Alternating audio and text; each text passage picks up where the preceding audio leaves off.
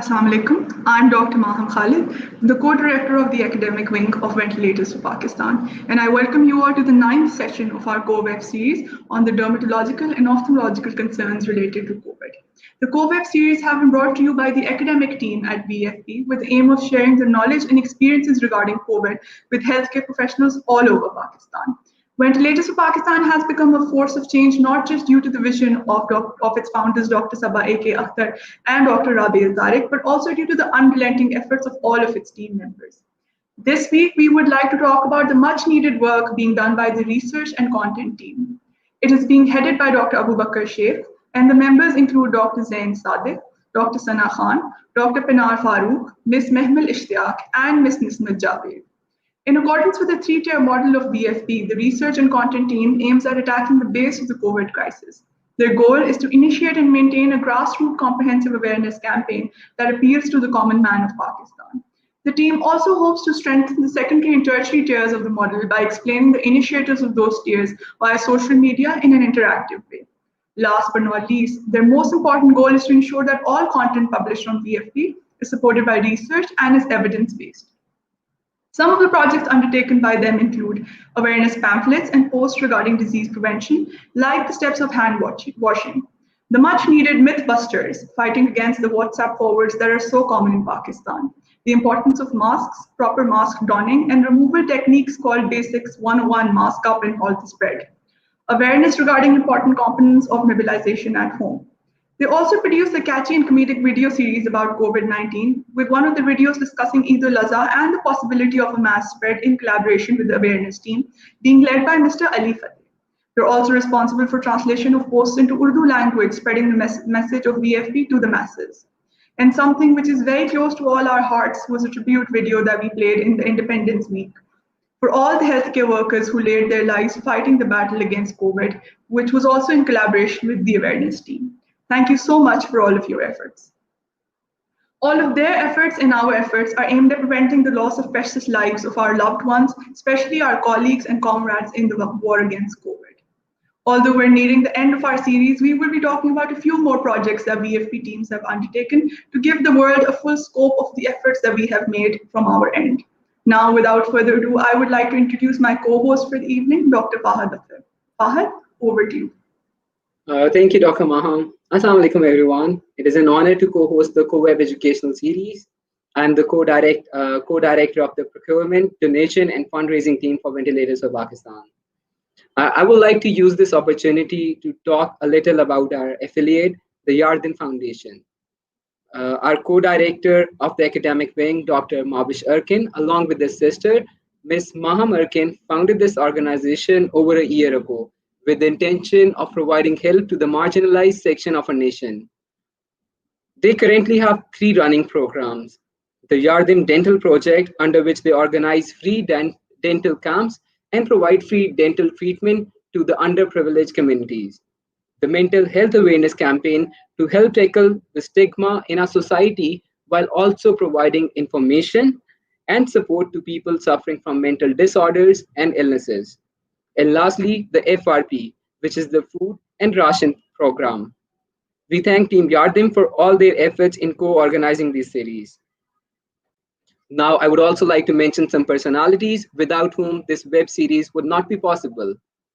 The patron-in-chief for the series is Professor Emeritus Lieutenant General Mahmood Ahmed Akhtar, Halal-e-Imtiyaz Military, and our patron is Professor Dr. Samia Naimullah, recipient of President of Pakistan Gold Medal by Pakistan Pediatric Association. Thank you, ma'am and sir, for all your support. I would also like to take this opportunity to particularly thank Rawalpindi Medical University, which has accredited these educational series for all of you to enjoy. Thank you to the Vice Chancellor, Professor Omar, and the medical education team of RMU. Over to you, Dr. Maham. Thank you, Dr. Fahad. Now, with a lot of pleasure, I would like to begin our dermatology session for tonight. The speaker for this session is Professor Dr. Farid Rehman, who's a graduate of King Edward Medical College. He pursued his fellowship in dermatology from the College of Physicians and Surgeons in Pakistan. His research interests include lasers and clinical dermatology, and his papers have been published in many reputable journals over the course of his career. Professor Farid is accredited by the CPSP for membership and training programs. He went on to establish the Department of Dermatology at the Fauji Foundation Hospital, and he currently serves there as head of department and as a professor of dermatology at the Foundation University Medical College. I would now like to invite Professor Dr. Farid to begin the session. Professor Farid, over to you. Bismillahirrahmanirrahim. I feel honored and humbled for being invited here to talk about dermatological manifestations of COVID-19. I'm going to share the screen with you now.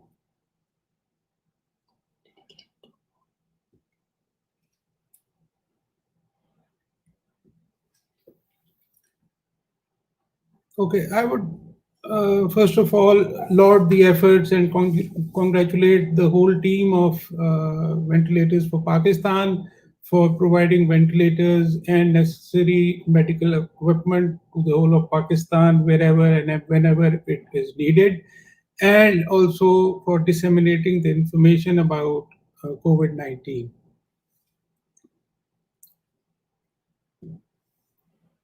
Now, for COVID-19, many of us, we know that a lot of health workers, including doctors, nurses, paramedical staff, have lost their lives while battling for this. We are the first line soldiers for COVID-19, and I would like to dedicate my presentation to all of them, and also to my spiritual father, Professor Malik Hussain Mubashir, who was a beacon of light for me as far as the academics was concerned.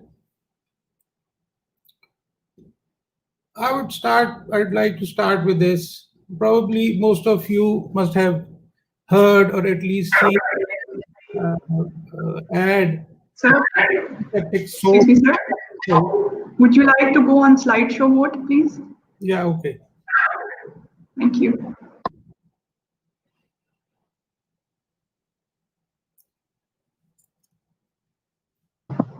Okay, where you see 3 or 4 children washing their hands, and all of them would quickly, in less than 5 seconds, wash their hands, and one of the child, you'd see that he's still washing his hands, and they would say, "Bablu, tumhara sabun slow hai kya?" But now we don't see this ad because everything has changed with this pandemic, and now the WHO recommends that you need to wash your hands for 20 seconds. Why I put this slide is because, every time we give a call to someone, we switch on our televisions, we see this ad that you need to wash your hands for 20 seconds, use water and soap. But the important thing that I would like to stress upon is when to wash your hands. Of course, because of the COVID situation, people are overdoing what they must not be doing. So when to wash your hands is important. Of course, after using the toilet, being in public places, before taking meals, coughing or sneezing, and whenever hands are visibly dirty. So these are the things that you need to understand and know that this is the time for you to wash your hands. As far as the alcohol-based sanitizers are used, it is a reasonable alternative as put by the WHO, that if water and soap are not available, then you need to use these alcohol-based sanitizers, or if the hands are not visibly dirty, then of course you can use this product. And I'm going to start with the PPEs. Why? Because all of us, the healthcare workers, we come across some problems while we're using PPE, and especially those who are using it for extended periods of time. And we see that there can be friction, epidermal barrier breakdown, there may be contact reactions, all of which will aggravate the existing skin disease.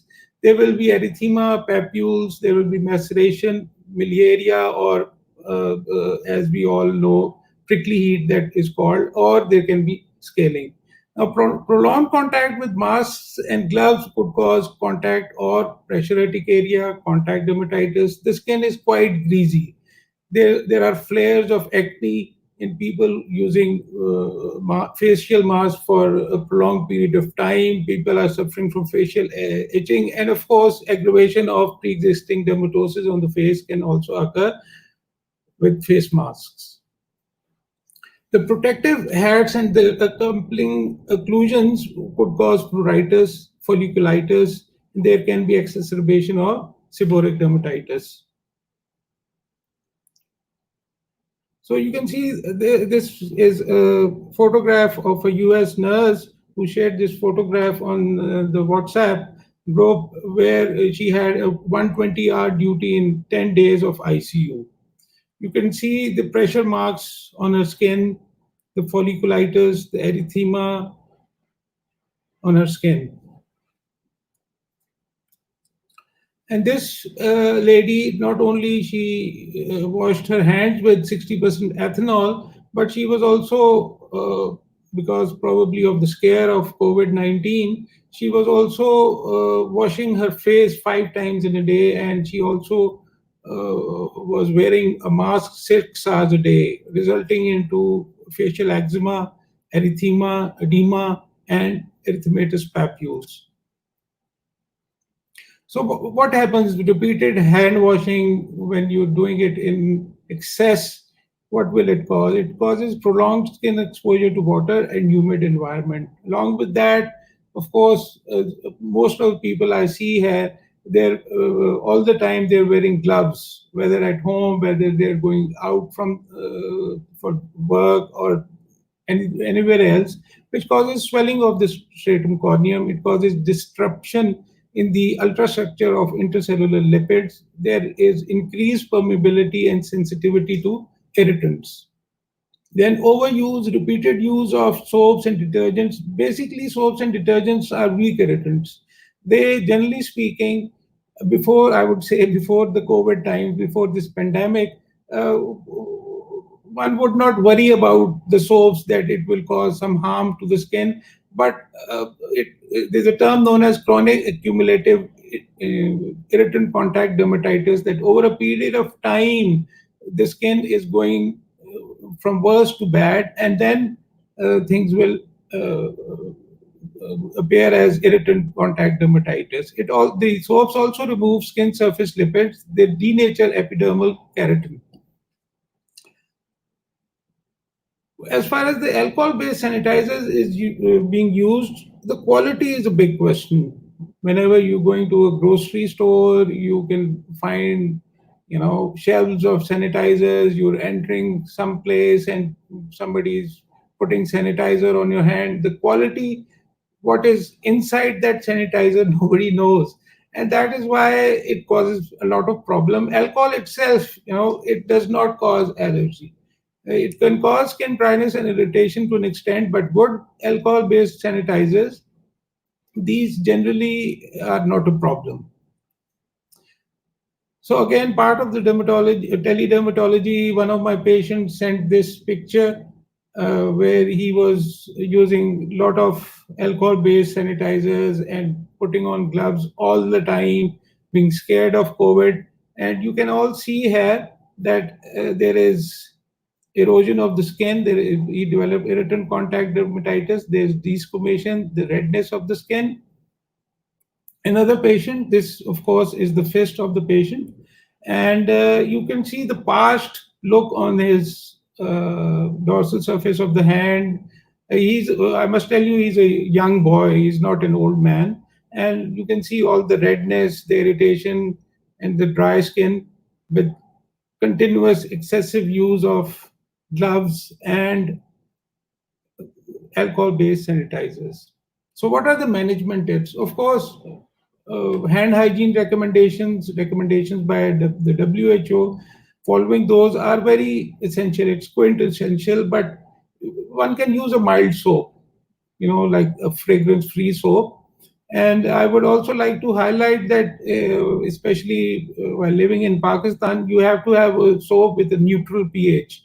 And I would recommend Dove soap, which has a neutral pH.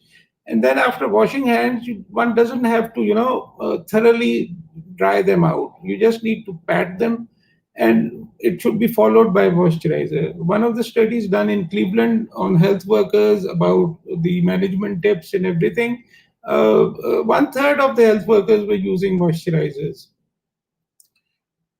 And one should always wear gloves while using disinfecting wipes or cleaning products. This should be worn, but one doesn't need to wear gloves all the time, especially when you're at home. For individuals, of course, who are working with protective gloves, when they take them off, they need to wash their hands and apply a good moisturizer. Good moisturizer can be any, starting from a good moisturizing lotion to a petrolatum-based moisturizer. And when they need to put them on, the gloves, they need to put them on dry hands. Now, I'm sharing this first screen with you. Of course, it's a screenshot, and it's a screenshot of my wife's telephone. Kindly note the time here. It was 11:21. There was a video sent by one of her friends along with an audio message, and then all kinds of downloaded information about COVID. And here she says, okay, now I'm freaking out. Why? Because I could see in this video that she was suffering from urticaria. And by herself, of course, she's an educated woman, this lady, but she had urticaria on her feet as well. And she would say that, no, I told her that this is urticarial eruption and you need not worry about it, especially at this point in time, 11:21, you can't do much.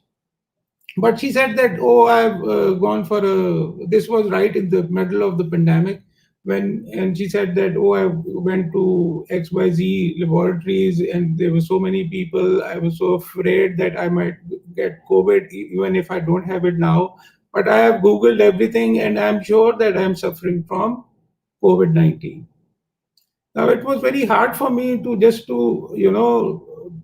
tell her that no, this is not 100% accurate. Of course, yes, there is a possibility that you're suffering from COVID, but as you don't have any symptoms, you don't have fever, you don't have any other problems, so please do not worry about COVID. When I took the history at around 12 o'clock midnight, she told me about urinary infection that she's been having for some time. And I told her that, yes, this might be a cause for urticaria. But then as she had downloaded everything, and she said that I have talked to my friends in the US as well, and they said that you need to get a COVID test done. And then she even knew about the false positive and false negative tests or antibody tests that were being done at that time. And at that time, I just prescribed her with antihistamines and a soothing lotion for her rash, and that was it. I'm going to talk further about it in a little while. So this slide is important. Why? Because many of the various kinds of eruption, and I must tell you that there is no single specific pathognomic skin eruption, as you can see in herpes zoster. Once you've seen it, you cannot forget it. And even if you see a picture somewhere, and you can certainly, in a fraction of a second, you say this is herpes zoster and nothing else. But here, as we go along, I'll let you know that this is a bit different when we're talking about COVID-19. So some of the eruptions, they appear early in the course of disease, some in between, and some later, especially when the disease go quite severe.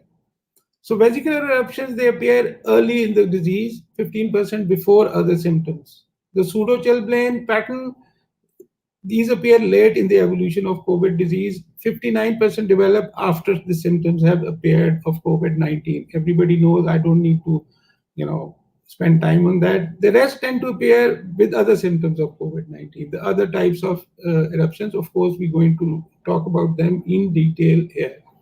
The severity of COVID-19 shows a gradient from less severe disease in acral lesions, in urticarial lesions, say, and then more severe in the vasculitic lesions that I will describe. The results are similar for confirmed and suspected cases in terms of both clinical and epidemiological findings. So this is the so famous Covert toes that you're looking at. You can see the toes of this gentleman, sorry, in which you can see there is erythema, edema, mild erosions are also present. Why it's called Covert toes is because this eruption, they generally occur on the toes.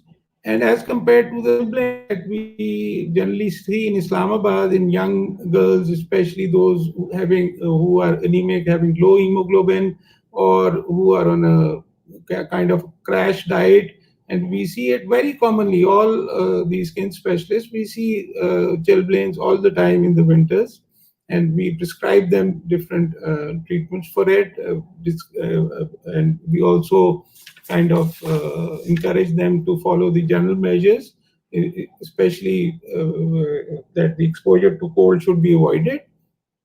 But here, the chilblains, they are usually symmetrical. In COVID-19, what we've seen in patients are that usually these are asymmetrical, right? And sometimes, only sometimes, chilblains also occur on the fingers. The vesicular eruptions on the trunk and the limbs, they are monomorphic. Here you can see all the skin lesions, these vesicles are in the same stage. And here also you can see vesicular eruption, they are in the same stage. Why this important is because, of course, during time in this pandemic, chickenpox has not gone all the way, And then chickenpox, we see patients of chickenpox in which there are crops of lesions. You see polymorphic eruption. By polymorphic, we mean that there are some lesions which are vesicles, and then there are crusted lesions, and then there are lesions who have started to subside as well. But here you see a polymorphic eruption. All the lesions are at the same stage. The urticaria. The urticarial lesions on the trunk are usually can be seen on the trunk, or they can be dispersed all over the body. A few cases, palmar sepsis are also involved. So the lady I was talking to you about earlier, she eventually got her PCR done for COVID, which was negative. And when she had her urine RE and urine CS done, we found out that she had a urinary tract infection, and that is why she was developing urticaria. She was given ciprofloxacin along with the antihistamines, and she recovered within 7 to 10 days. Even at my home as well, my father, who's an old man, and there was a caretaker for him. He was trained. My father is a diabetic, so the caretaker could check his blood sugars, give him insulin injections, take him to the toilet, give him food and everything. So we were kind of quite dependent on that particular boy. One day he told me that he was having this urticarial eruption. And the first thing that came to my mind was COVID. So what did I do? I sent that gentleman to the laboratory, got his PCR done, and then his phone was switched off. This is quite interesting. Why? Because, there is a spectrum of people. This was another side of the spectrum, where finally when I contacted him and asked him that where were you and I've been looking for you, he said that I've been told that if COVID test comes positive, I'll be given an injection in the hospital and I would die. I don't want to die. I don't want to come back to you, and I'm leaving. So it was kind of a big hassle for us. Why? Because the caretaker had gone, and my father was quite close to him, and training another person, doing other stuff was a big mess. So urticaria, of course, has different etiologies, starting from worm infestations to upper respiratory tract infection to UTI, many others, including COVID. So just by looking at a person saying that this is urticaria and you get a COVID test, this urticarial eruption, as I've earlier talked about, comes earlier before other symptoms of COVID appear. So, and mind you, this costs about 7,000 to 10,000 rupees.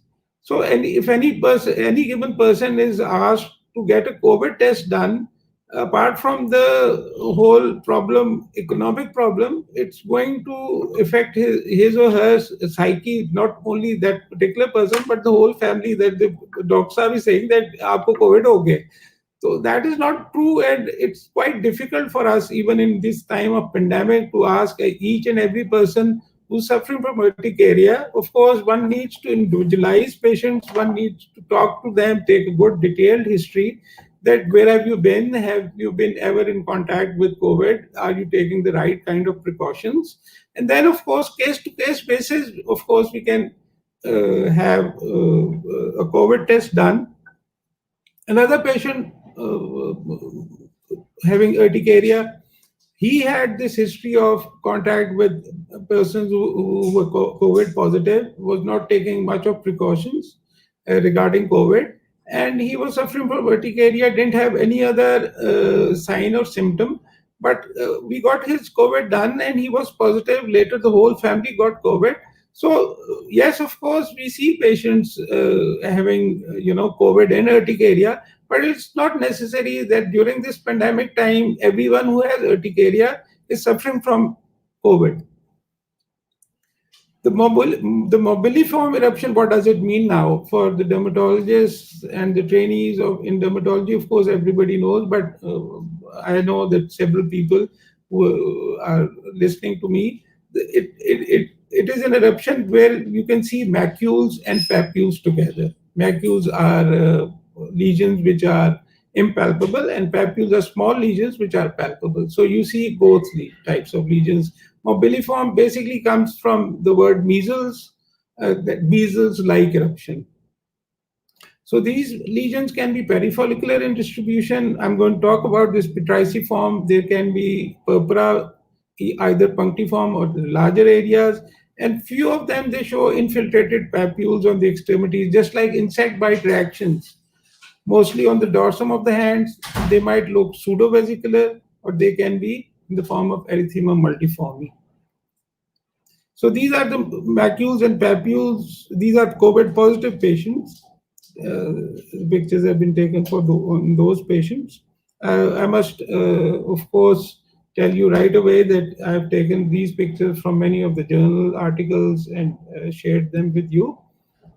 So you can see this eruption. This is a kind of a petriciform eruption, in which you can see this macular papillary eruption with mild scaling. Now, petricis rosea is one condition. It has a specific Christmas tree-like eruption on the, especially on the back. It involves basically the central part of the body. But here you don't see such kind of eruption. So just by looking at the patient and you say this is COVID, this is not COVID, unfortunately, this is not true. Then you can see these papillary eruptions as well. Then this is a kind of a purpuric lesions which are present here.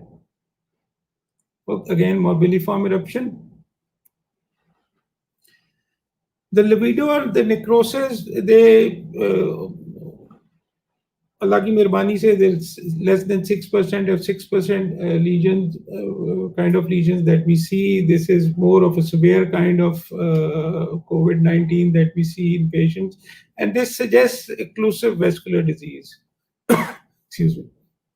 So what is the importance? The importance, when you see these kind of lesions, again, you need to undertake thrombolytic therapy in such patients.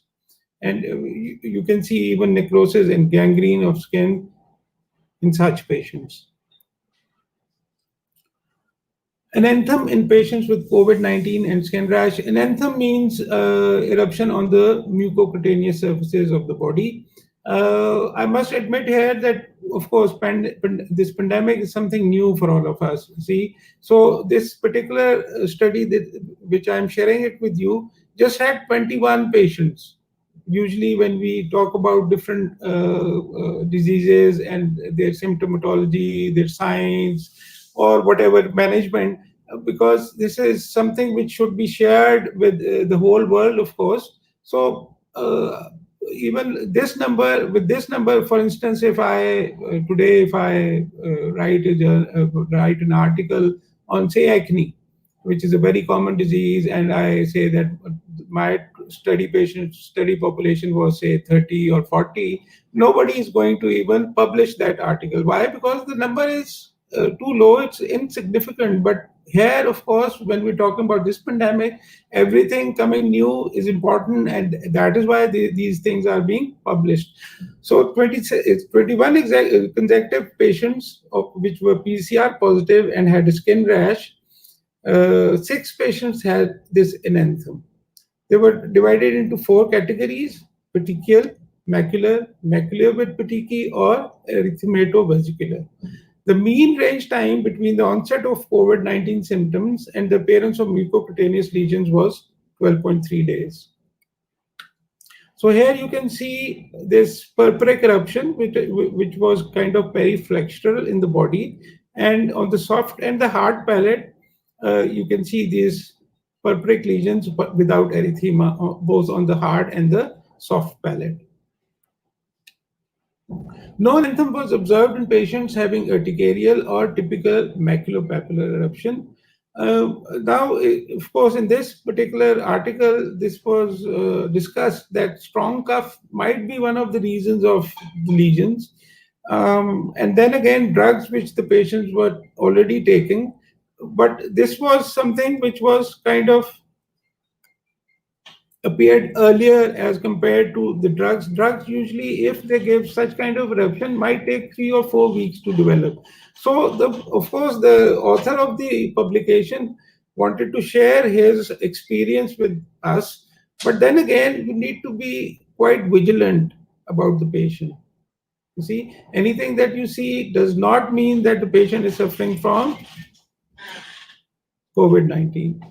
But in this particular study, as I've already told you, that the patients were PCR positive and they also had a skin rash. So the enanthem in these patients were important, but strong cough and drugs cannot be ruled out in any given patient in this particular study. Now the immune response, you've been listening to this all throughout the COVEB. Mostly patients, they have a primary immune response. Only a subset of patients develop a secondary immune response, which is known as a cytokine storm, where there is a lymphophagocytic, histiocytic kind of secretion of various cytokines, and which causes a lot of problems, causes vascular occlusive disease, and the patients they generally have a poor prognosis. So the cytokine profile, when seen, especially in the primary immune response case, there is interleukin 6, interleukin 10, there is tumor necrosis factor alpha, which appear during the disease time, and when the patient clears out, these all cytokines, they decline. So immunosuppressive drugs that manage the level of these cytokines have the potential to control cytokine storm caused by the virus for patients with immune-mediated disease. We're going to discuss about biologics in a little while. So this is also important, that if the cytokine storm, already the patient is on a biological agent and is, of course, immunosuppressed, but the cytokine storm can, to some extent, be controlled.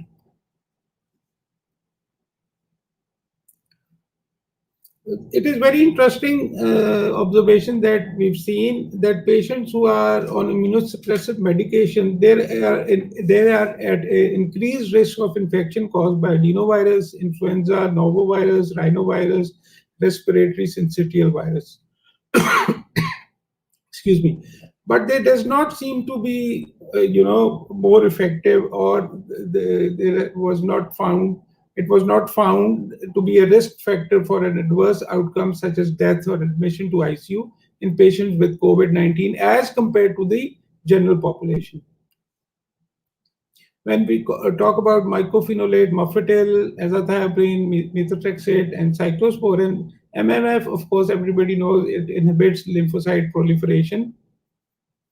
It has an antiviral effect on influenza virus. And the COVID-19 in vitro, it prevents hyperinflammation due to cytokine storm. The American Academy guideline is it's likely a concerning risk, and if you need to consider stopping when viral symptoms are present, especially when with known or potential exposure. Many people here, of course, are on high-dose steroids for various rheumatological or autoimmune disorders, be it skin or in rheumatology. And of course, when on high-dose steroid, one is at an increased risk of infection. What we call long-term is that if the patient is on prednisolone for more than 4 weeks, then we say that this patient is on long-term steroids. Children who are on more than 10 milligrams per day and adults who are on more than 20 milligrams per day are considered immunosuppressive. Now, what is the problem? Abrupt cessation can lead to a renal crisis and a disease flare. And exposure to COVID-19 or tests positive for acute infection, in this we temporarily discontinue. We cannot discontinue for a longer period of time because of, again, a renal crisis and a disease flare. So in all these patients who are either on an immunosuppressive agent or on biologics or any other group of medicine treatment which can cause immunosuppression, of course, the guidelines should be adhered to. That person should be washing hands, as we've already discussed. Avoid going outside from home. Somebody else should, family members or friends or relatives should do the groceries for them. And they should generally take their medicine regularly.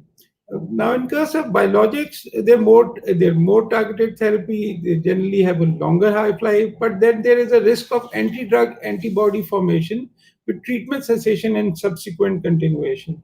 So everything you need to the risk-benefit ratio before you kind of decide. It should be individualized in every patient. Again, the American Academy of Dermatology recommendations are if one of your patients is on a biologic agent, you need to continue. And then you, of course, need to balance the risk of infection with the risk of flare. And deferring initiation in patients who you already planned that you need to, some medicine is not working in a particular patient and you've planned that, this is not working and now I would like to start with the biologic agent, you need to defer the initiation with known COVID risk factors. So patients who are on tumor necrosis factor alpha inhibitors, they are again at a likely moderate risk. Even if they develop viral symptoms and if they are mild, it needs to be continued. But of course, cessation of therapy should be considered if viral symptoms are worse or the patient develops high fever. Same is the case with interleukin-17 inhibitors, secukinumab, ustekinumab. It's of course a likely moderate risk, and you need to consider stopping when the viral symptoms are worsened or the patient develops high fever. A very interesting observation was made by Lipper. He is an assistant professor at University of Vermont Medical College, Burlington, that 13% of the population, US population, is Black, and there are almost 3 times 34% deaths of Black people as compared to the other population. And he systematically reviewed 46 articles from March to May 2020, in which there were 130 clinical images. And the findings that he had to make was striking. 92% of the images were of patients with skin types 1 and 3, and only 6% had skin type 4. None skin types were of 5 and 6, that is for Black people. And only 6 articles, they reported race and ethnicity demographics. And in only these 6 articles, 91% of patients were white and 9% were Hispanic. Now, why is this important? This is the same disease in type 5 and type 2 skin type. So one needs to be quite experienced when you see, for instance, if I am practicing in Pakistan, and if I need to see a patient with skin type 5 and 6, probably the commonest of the commonest skin disorder I can miss. Why? Because my eyes are not tuned to see such an eruption. The eruption is the same, the disease is the same. I'm not going into the details, but because of the color of the skin, you see something very different. So this should be shared so that our eyes get tuned to such kind of skin types, so we can recognize the eruption. Thank you very much.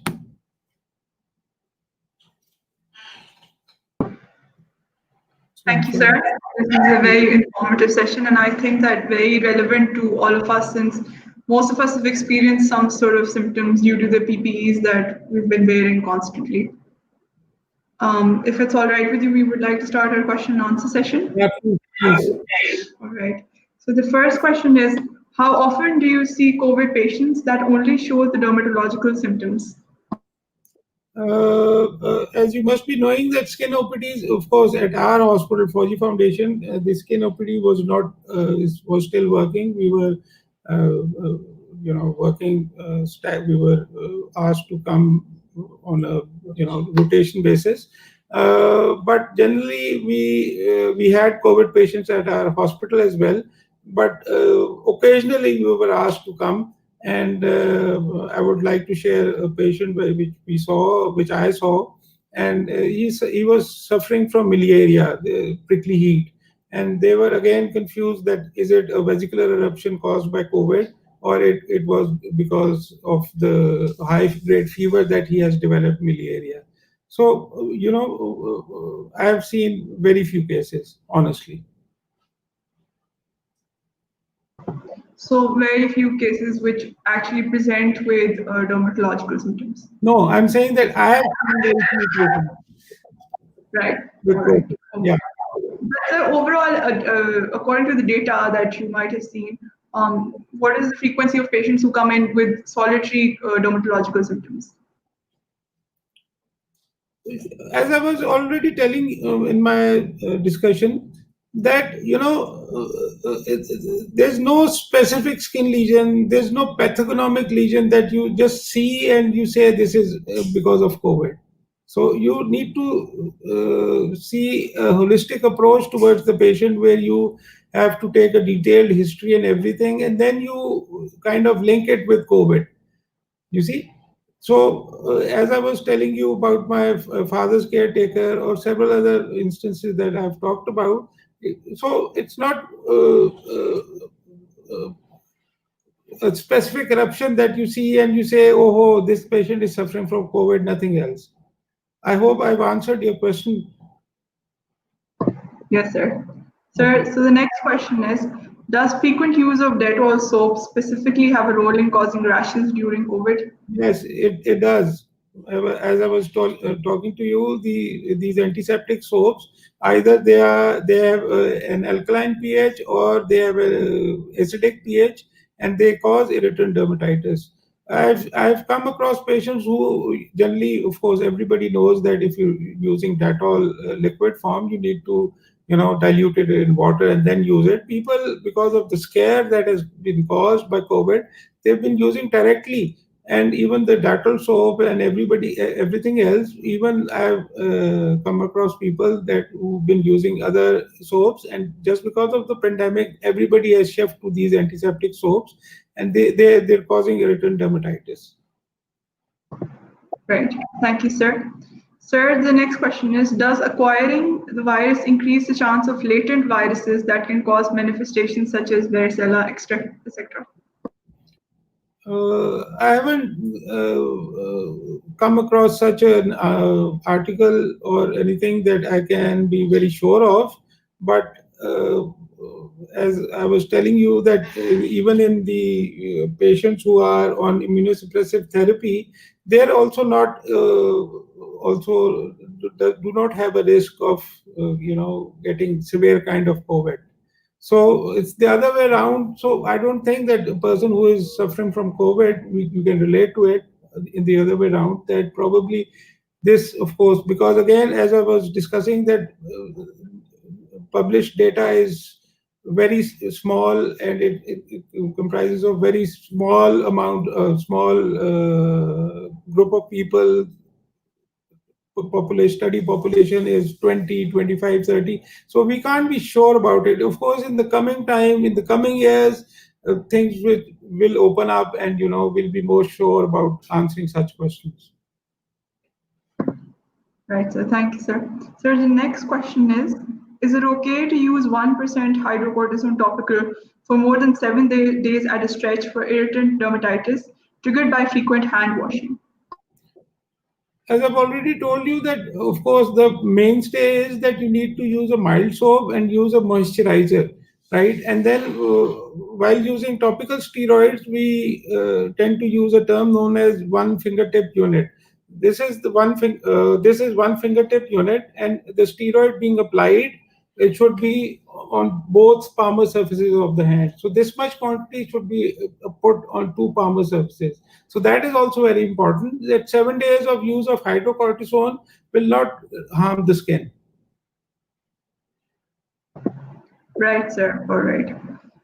Sir, the next question is, does having herpes simplex mean that you're immunocompromised and need to be careful in terms of getting COVID?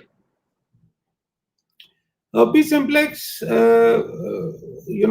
generally people have recurrent herpes simplex, and the trigger for that is not immunosuppression as such, but it can be stress of traveling, mental stress, physical exertion. It can the dormant virus just wakes up, and you get. This does not mean that you're kind of immunosuppressed and now all kind of infection you're going to get. So you might get it because of the COVID stress, but not because of immunocompromised state. Right. All right. So the next question, sir, is, does COVID cause hair loss in patients? As a lot of COVID positive patients present with hair loss symptoms. Of course, it depends on the severity of the problem, right? Because any given disease in which it is prolonged and the body has suffered because of the disease will cause hair loss, right? So be it tuberculosis or any other pandemic like COVID, will cause, if it has prolonged, it gets a toll on your body and your hair, and there's a term known as telogen effluvium, in which the patient says कि जी मैं तो 3 दिन में गंजा या गंजी हो जाऊंगी, my shower drain gets clogged every time I wash my hair. But this is what happens. This is known as telogen effluvium, and many patients can and will suffer hair loss. Right. All right, sir. Thank you. Sir, another question is, can COVID be transmitted through a skin abrasion? COVID, there is a possibility, yes, because there is the intact skin provides a good barrier function to the body. And especially in patients, again, I have not come across any particular study in which it has been shown. But logically speaking, yes, because whenever there is a break in the epidermal barrier, this is a possibility. All right, sir. Sir, the next question is erythema multiforme or erythema marginatum a documented manifestation of COVID-19 in literature? Yes, erythema multiforme per se is not, but I was telling you about the maculopapular eruption, the pseudovesicles. It can be even erythema multiforme-like. So it simulates several diseases. Again, erythema multiforme has many causes. I'm not going to discuss at this point in time, but the maculopapular eruption can resemble erythema multiforme. All right, sir. Thank you. So the next question is, can COVID cause recurrence or exacerbation in a patient who has controlled Wegener's granulomatosis or granulomatosis with polyangiitis? Sorry, I just no problem. Wegener's granulomatosis, of course, as we've already talked about, is the patient has had the secondary immune response, or did he or she had the primary response? There is a cytokine response in which a lot of interleukins and other interleukins are secreted, and in Wegener's granulomatosis or other disorders, it can be a problem. A lot depends on the stage at which the patient is of Wegener's granulomatosis 1 and the therapy that that particular person is having. Right, sir. Sir, the next question is, can using hand sanitizers too often for a very long term increase the chances of skin diseases like skin cancers? I don't know what kind of hand sanitizers they're using, but generally, what the good quality ones I've already told, can cause irritant dermatitis per se. But causing cancer, it's a big question. I don't think so. Sir, I think it's a myth that we need to bust here. Yeah, of course. Right. Sir, so the next question is, what should be the treatment of acne or skin irritation caused by masks? First of all, when I generally, even in the hospital staff, the nurses, everybody is coming up saying that we're suffering from acne. I generally ask them, okay, for one particular go, how much, what is the duration? And people tell me that 6 hours, 8 hours. So of course, when you're at a job, you cannot, go every time in the washroom and wash your face. But whenever it is feasible, I suggest that you bring a good face wash with you, and you can wash your face and you can replace the facial mask. This would ensure that the oil on your face, because of excessive oil, because of wearing masks, especially in this hot, humid environment season, it will help.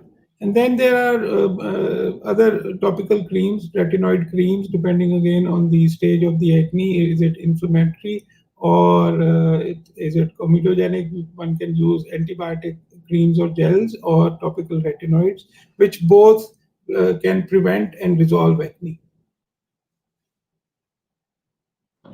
All right, sir. Thank you. Sir, the next question is, what is the best hand sanitizer to use for healthcare workers? Sorry, there was some disturbance. I couldn't hear you. Sir, what is the best hand sanitizer to use for healthcare workers? Okay, the best hand sanitizer. People come to me asking, give us a best face wash, best hand sanitizer, best soap, best shampoo, best. So what is best? My definition for best is that, one, the quality of the product that you're using, you need to ascertain that it is good, and it suits your skin. For instance, if I'm using some kind of a, say, again, according to your question, a hand sanitizer, if I'm using it suits my skin, it might not suit your skin. So then your definition of best changes. So the quality of the sanitizer that you're using, you need to be sure that it is quite good. And if it suits your skin, that's okay. Right. Right. Sir, the next question is, are rashes on the skin of the abdomen in COVID-19 patients due to COVID or due to some other dermopathological lesions? I'm sorry, I can't hear you properly. Can you please repeat the question? Yes, sir. Sir, can you hear me properly now? All right.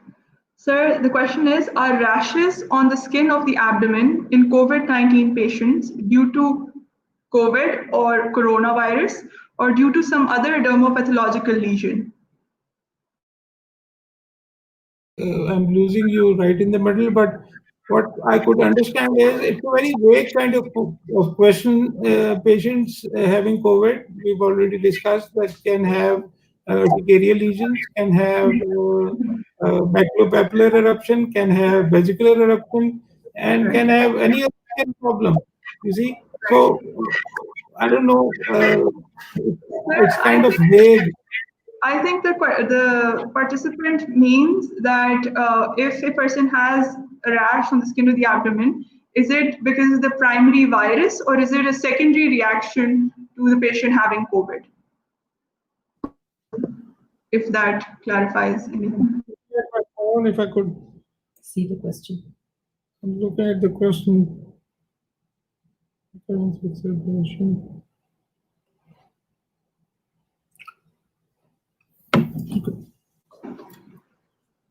All right. Sir, can you hear me now? Try to answer it later. I'll try to answer this the chat because I'm sorry I couldn't hear you properly. That's fine, sir. We can move on to the next question if that's okay with you. Okay. All right. So the next question is, so we're back to COVID-induced hair loss, and they're asking if there is any treatment for COVID-induced hair loss. First of all, we need to reassure the patient that, in this kind of problem, once the patient has cleared his COVID, gradually the hair will regrow. This is the first thing that you need to tell the patient, that even without treatment, the hair will regrow. And then there are different lotions, including minoxidil and different biotin-containing shampoos and lotions one can use, which can cause ineffective hair growth. But I must tell you that it's not a permanent thing. The patient must not worry that it's going to be a permanent feature. All right, sir. Sir, so the next question is, I have observed herpes. Sir, can you hear me properly? Sir, can you hear me? No, I'm sorry, I can't. I'm trying to look at my phone if I can see the questions. All right, sir. Give me a minute then.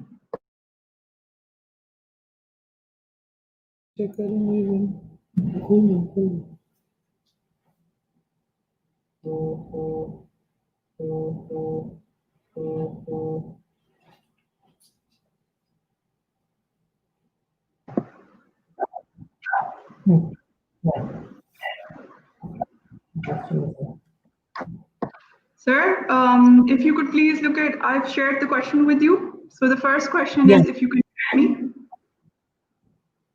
Yes. Sir, I have observed herpes has become viral these days. Every second person is reporting it, especially in COVID patients. Is there any association between COVID and herpes occurrence?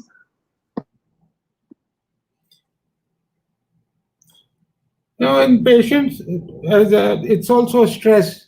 COVID is also stress, right? You need to inquire from the patient that did he or she has a previous history of eruption around the, especially if we're talking about herpes labialis, that did she have this before as well? Usually it's a recurrent eruption. It's not like that every person is, viral as they've written it down, that it's a viral thing going on. No, but usually it's a recurrent infection. And the stress of herpes, the COVID-19 can also cause the stress on the body. Of course, the mental stress, everybody knows about COVID. So the mental stress, the physical stress that person is suffering from might induce a recurrence of herpes simplex.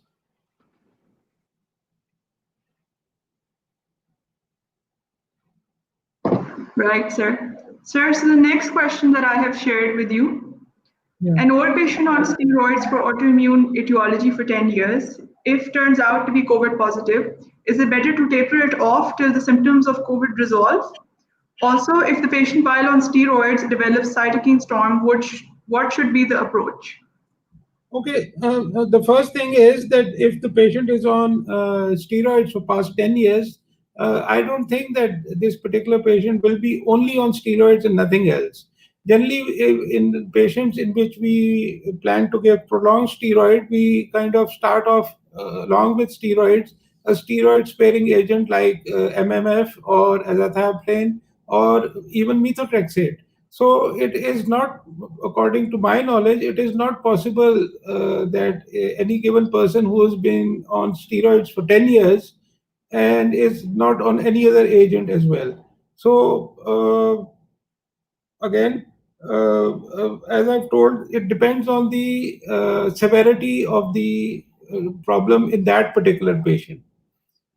If the severity is, if the patient is having a secondary immune response, then only we kind of stop the medication, steroids, for a very small time. But then again, the patient will be having some other kind of treatment as well, as I've already told you a few examples.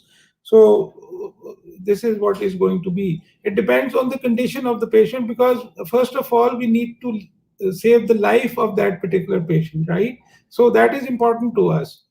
So we need to individualize. It cannot be, just given a guideline that, if you see a COVID patient with steroid, stop medication, continue medication, stop it for 5 days. It cannot be like that, right? Yes, thank you for that, sir. So unfortunately, this was our last question. Okay. Yes, but so this concludes the session. I think that this was a lovely session, and especially for all of us healthcare workers, we've had to deal with a lot of PPE-related issues. So I think that this was especially helpful for all of us on the front lines trying to handle patients as well as our skins breaking out. Thank you very much. It was very nice to be part of this COVEB. Thank you very much. Thank you so much, sir. It was a pleasure to have you here tonight. Thank you. All right, Fahad, over to you now. Thank you, Dr. Maham. So our second speaker for tonight is Major Raja Taimoor, and we will begin our ophthalmology session with him. Major Taimoor graduated from RMU Medical College in 1990. He served in the military for some time, during which he won the War Medal for his services in Siachen. He took an early retirement from the armed forces as a major. He did his FRCS from Glasgow and MRCS from Edinburgh, UK. He's a fellow of the International Council of Ophthalmologists and also holds a certification in healthcare administration. Dr. Taimoor has lived and worked in Saudi Arabia. He served as Director of Patient Safety in the Saudi Ministry of Health while also fulfilling his clinical responsibilities. He's currently working at Al Shifa Trust Eye Hospital as a general ophthalmologist. Dr. Taimoor has also lived during the COVID crisis. Major Taimoor took solitary responsibility for the emergency setup at Al Shifa, which is the largest eye hospital in the area. This included formalizing guidelines to protect the staff and the patients, as well as coming up with organizational policies to keep the care consistent and safe for all patients at Al Shifa. Now, I would like to invite him to begin the session. Thank you so much, sir, for being here tonight, and we look forward to learn a lot from you. Thank you very much, Fahad. I hope you can hear me clearly. Yes, we can. Yes, we can. That's great. So thank you very much for inviting me, and that was a wonderful introduction. I hope you didn't mix me up with someone else. No, that is completely you. Thanks a lot. And I got introduced to Maham in Al Shifa when she was here for some observership, and it was she was with us for a very short while, but it was a good stay, and I can see a very good budding ophthalmologist in her. And yeah, Maham. Thank you for inviting me over, because this forum has something special for me and for many people from RMU Medical College, because our ex-principal, General Mahmood Akhtar, is patronizing this VFP, and Yadim, I believe, also. And he's been a wonderful teacher, an excellent fatherly figure, and I've had the honor of being a student. And really, it's an honor for me and a pleasure for me to be able to speak at a forum which he is patronizing. All right. So, Maham, you'd have to guide me how to start off with my presentation and the slides, please. Sir, if you could just press share screen on your screen, you would be able to start off. All right. Okay. All right.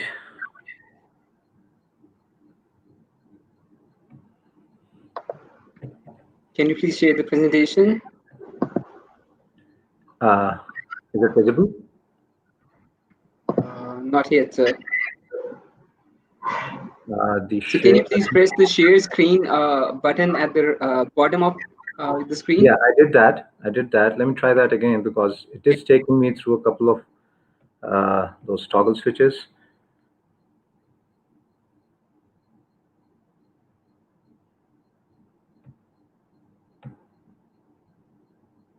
Is it? Not yet, sir. Let me check from the technical team. Yeah, it's not getting through. No.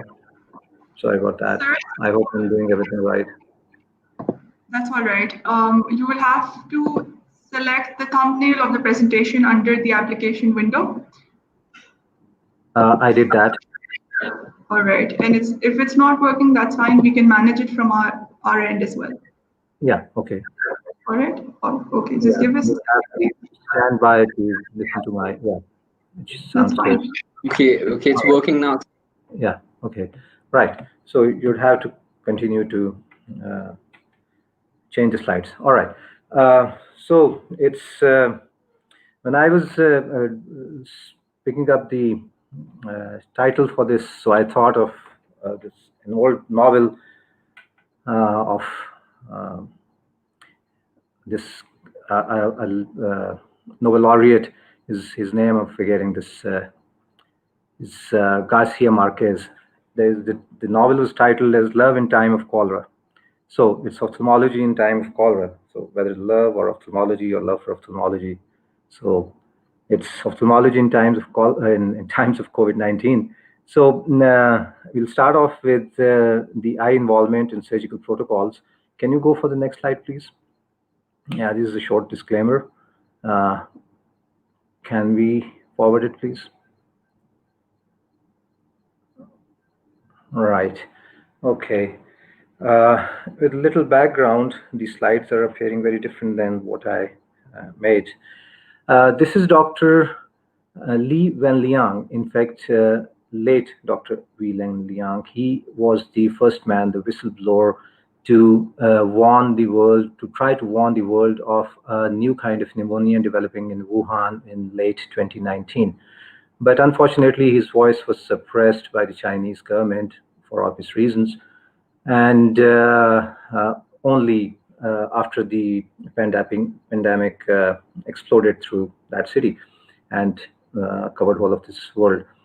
And later on, unfortunately, the same doctor, because he was a glaucoma specialist, he was an ophthalmologist, he contracted the same disease that he warned the world about and passed away in February 2019. So this is a kind of tribute to him. With this kind of incidences and the chances and the incidence of COVID-19 in ophthalmologists, otolaryngologists, anesthetists being higher than the other specialties, it has definitely led to a fear factor, which is quite natural, and that in turn led to the outpatients being affected, suspension of most elective ophthalmic surgeries, and the worst fear is the fear of the unknown, and that still prevails, although it is fast evolving, fast improving. Next slide, please. Can we have the next slide, please? Yeah, thank you. I'll try to keep it as general as possible, although it is it's supposed to be ophthalmology, but I understand that the audience has a mix. They're not all ophthalmologists. Just try to keep it as simple as possible. So first, we're going to discuss the ophthalmic manifestations and management, and then ophthalmic anesthesia and surgery. Next slide, please. Just to keep up with the tradition, because everyone has to go through some general things, but I'll go through that quickly. SARS-CoV-2 is a single-stranded RNA with a positive sense. It's called jumped species, and it has a very high spreadability with a very high R0 number and spreads through contact, droplet, airborne, fomites, surfaces. Next slide, please. The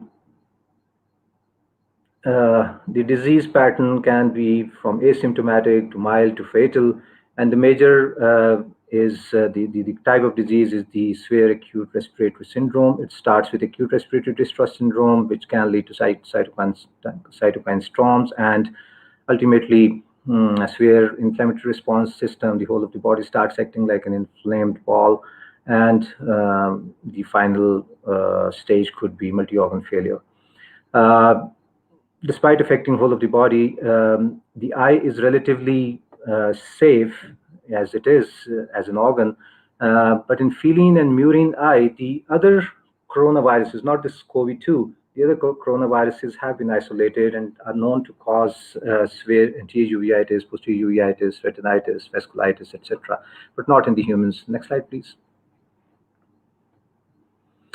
In humans, the ophthalmic involvement with SARS-CoV-2 is practically benign, but many of the patients, they do have, almost 30% of the patients do suffer some kind of eye symptoms, not necessarily frank conjunctivitis, but some kind of discomfort, gritty sensation, dryness, and the virus particle, the virus has been isolated through PCR in a very small number of COVID patients, confirmed COVID patients, but fortunately it has not been isolated entirely from the human eyes to date. The probable, maybe possible, I don't know whether it is probable or possible because the data is very, very little. The route to the respiratory system through eye could possibly be through the nasolacrimal duct, nasolacrimal route. So the conjunctiva being a mucous membrane that gets affected with the virus, which is just all assumptions, and it gets accumulated and passes through the nasolacrimal duct to the upper respiratory system and then to the lower respiratory system. That could potentially cause disease. But there's no definitive evidence of spread through eye secretions as such. Like we say that the droplet infection, cough and sneezing, but the eye secretions there's no definite evidence of eye secretions being able to spread the disease directly. The most important thing is not the conjunctivitis itself, but the storm behind it that every ophthalmologist sitting in the clinic, and even not an ophthalmologist sitting in the emergency clinic, must be aware of, and that is that in a very small percentage of cases, this conjunctivitis could be the first presenting symptoms of the disease. Although it is rare, but it is a known fact. And in such a condition, if there's any suspicion, the clinician must take the systemic history, symptoms, signs, history of contact, history of travel to any endemic areas, etc. And if there is any suspicion, they can send them to the dedicated COVID centers, or they can directly order the reverse transcriptase PCR. Clinically, it is indistinguishable from other common viral conjunctivitis. Most of the patients, they have watering, and if it develops to conjunctivitis, it can lead to mild to moderate red eye, mild lid edema. The congestion is for mesial or peripheral, as we that's the term for peripheral congestion. The follicles are there, just like in any other viral condition. And fortunately, corneal involvement has not been reported to date, and neither has been any intraocular extension of this disease. Next slide, please. The management is very simple. It's self-limiting, usually less than 1 week, but in very severe cases, it may extend to more than one. The treatment is mostly supportive: cold compresses, artificial tears, lubricating gels, mild decongestants if excessive discomfort is felt, and if there is any suspicion of superadded bacterial infections, then we can add a topical antibiotic. But more important than the conjunctivitis itself, as I said, there's the storm behind it, the possibility of the storm behind it. So the clinicians must keep a very high degree of suspicion for that. And in certain circumstances where an ophthalmologist may be called upon to examine a known, frankly COVID patient in the wards for their eye problem, for their eye complaints. So in that case, strict personal protective equipment, sanitization, and isolation protocols for COVID-19 have to be followed by the ophthalmologist. Next slide, please. After this, we are coming to the actual major topic, which is the ophthalmic surgery and COVID. Next slide, please. There is a potential risk of spread during ophthalmic surgery. And as we already know that the risk of spread is through contact, droplets, aerosol, surfaces, fomites.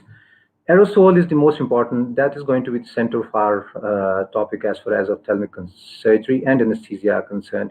For that, we'll first discuss the general precautions, and then we go for the specific precautions for anesthesia and nature of surgical procedures for nature of ophthalmic surgical procedures. Next slide, please.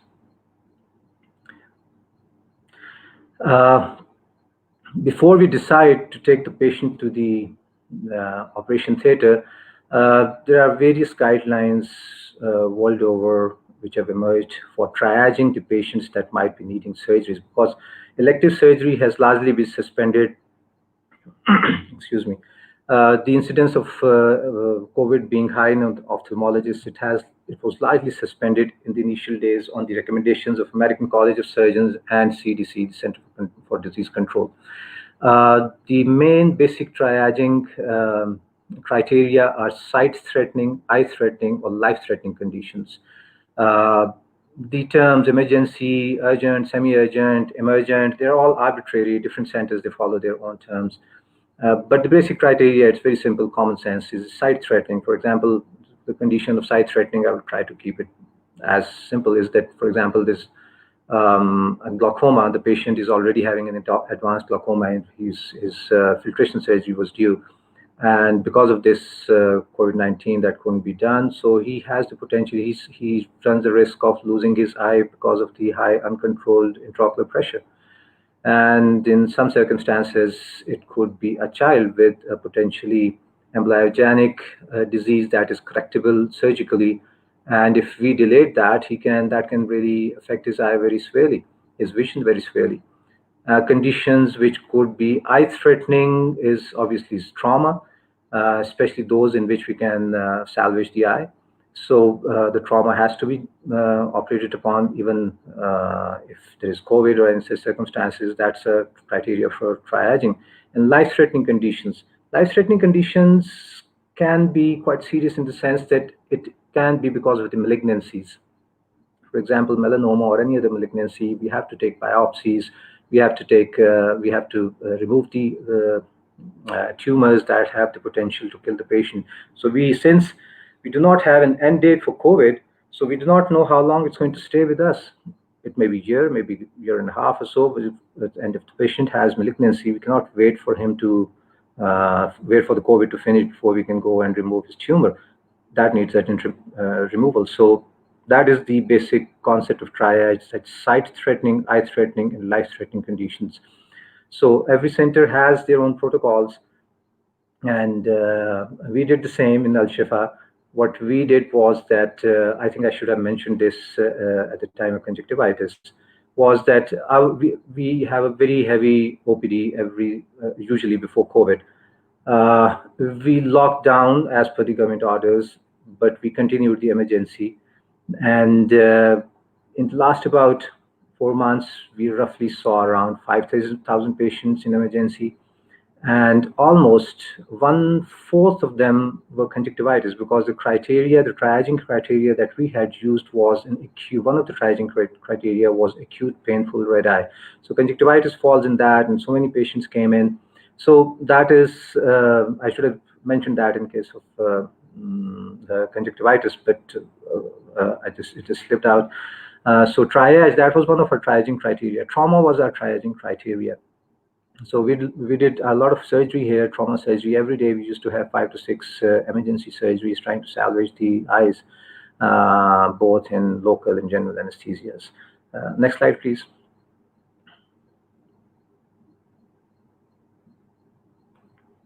Can I have the next slide, please? Thank you. Once we have decided that, okay, this patient needs the surgical procedure for the particular condition. So The next step is the risk assessment or the risk stratification for pre-op assessment for COVID-19 of that patient. The history has to be detailed and precise. Symptoms have to be looked for. Signs have to be looked for. History of contact, and the PCR. PCR has a lot of gray haze around it, starting from its sensitivity to specificity, to the way the sample is taken, the way it's taken to the lab, the way the PCR protocol is run.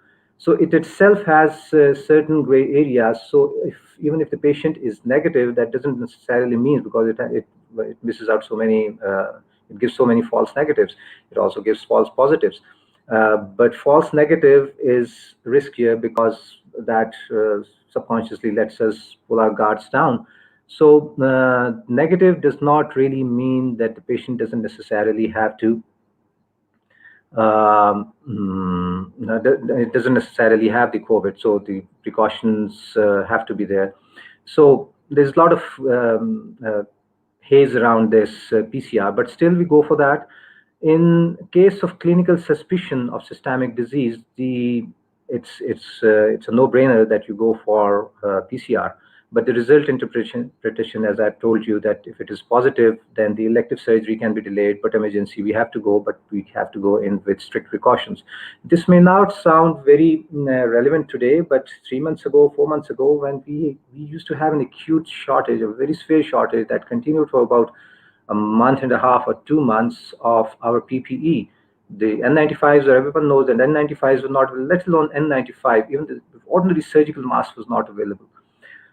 So in those days, taking strict precautions meant that you are allocating or dedicating very precious resources to a false positive person who doesn't really need that kind of protection around them. So that's been a very tricky situation. Secondly, the cost of PCR itself, the test, was also kind of prohibitive. So it has a lot of things, but again, every center has their own protocol. We are following the protocol of getting the PCR done for every patient that goes to surgery, except for acute emergencies. Yeah, so it's controversial if there's no clinical suspicion, but clinical suspicion, it's a no-brainer. Again, if it is positive, delay the elective, emergency, take strict precautions, strict PPE precautions, N95, etc. And if it is negative, you can proceed with standard precautions, but still, as I told you, false negative doesn't necessarily mean the patient is not a carrier of COVID-19. Next slide, please. Now, we have finally decided that, okay, this patient has certain risk. We have stratified the risk, but the first step before surgery is going for the ophthalmic anesthesia. And as I've mentioned in the beginning, that it's not only the ophthalmologists or otolaryngologists, but anesthetists have also statistically higher incidence of COVID-19. The order of preference for anesthesia in ophthalmology, if the situation permits, is topical supplemented with intracameral. Then second best is local anesthesia. In that local anesthesia, there are two ways of giving it. One is through conjunctiva and the other is through skin. Or for obvious reason, it's better to go through skin. And as a last resort, the general anesthesia can be given, because general anesthesia is an aerosol generating procedure. As I told you, that aerosol is going to be our center for this discussion today. Aerosol, as you can see in the picture, there is whatever procedure we are doing for anesthesia, certain aerosol is generated. It's not very readily visible, but if you're doing intubation, extubation, masks, manual ventilation, even before intubation, high flow nasal oxygen, and even post-op recovery leads to coughing, vomiting. So general anesthesia is all riddled with aerosol. Aerosol is a very fine, very light, invisible particle. It's much smaller than the droplets. The droplets kind of settle down the moment they come out. Is less than 5 micron is aerosol, and it stays suspended in the air for much longer time, for many hours before it settles down. And even worse, what happens is that the air currents, they just take them away. They just fly around, and they have a potential for transmitting or carrying infection to different people. So aerosol is a risk, and anesthesia, general anesthesia, is aerosol generating procedure. Next slide, please. So what we can do to mitigate the risk is that, again, general anesthesia only and only if it is a necessity. The precautions that, although it's an anesthetist field, but there's no harm in mentioning it, the precautions during GA are that at the time of induction, the minimal staff should be there. Secondly, as the anesthetists say, that it has to be at site in the operation theater. And it should be done with some expert and a senior anesthetist for a quick procedure, so that the patient, they don't have to attempt intubation multiple times. It has to be one smooth, quick procedure, so that minimizes the aerosol generation. Now come in the ophthalmologist and the operating team. So they must wait for 15 to 20 minutes before entering the area where this general anesthesia has been given. That is the time that kind of settles down certain droplet as well as some aerosol. And they have to enter fully donned, all geared up with N95, proper personal protective equipment. And once they are done with the surgery, they have to remove all that protective equipment there so that they don't carry any germs along outside.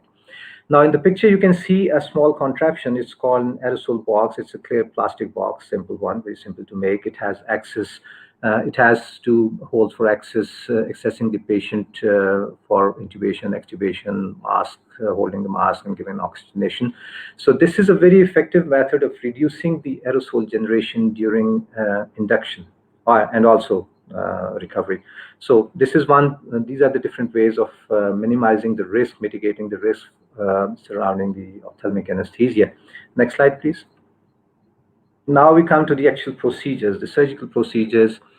There are many surgical procedures in ophthalmology which are aerosol generating procedures. Aerosol will be generated generally when two things are there. One is a high speed moving equipment with parts moving at high speed. And secondly, they are touching the air fluid interface. That is the place where aerosol generation, this kind of spray that just flies out in the air. So phacoemulsification has that, so the small parts, metallic parts moving at very high speed. It is an aerosol generating procedure. We'll discuss it further shortly.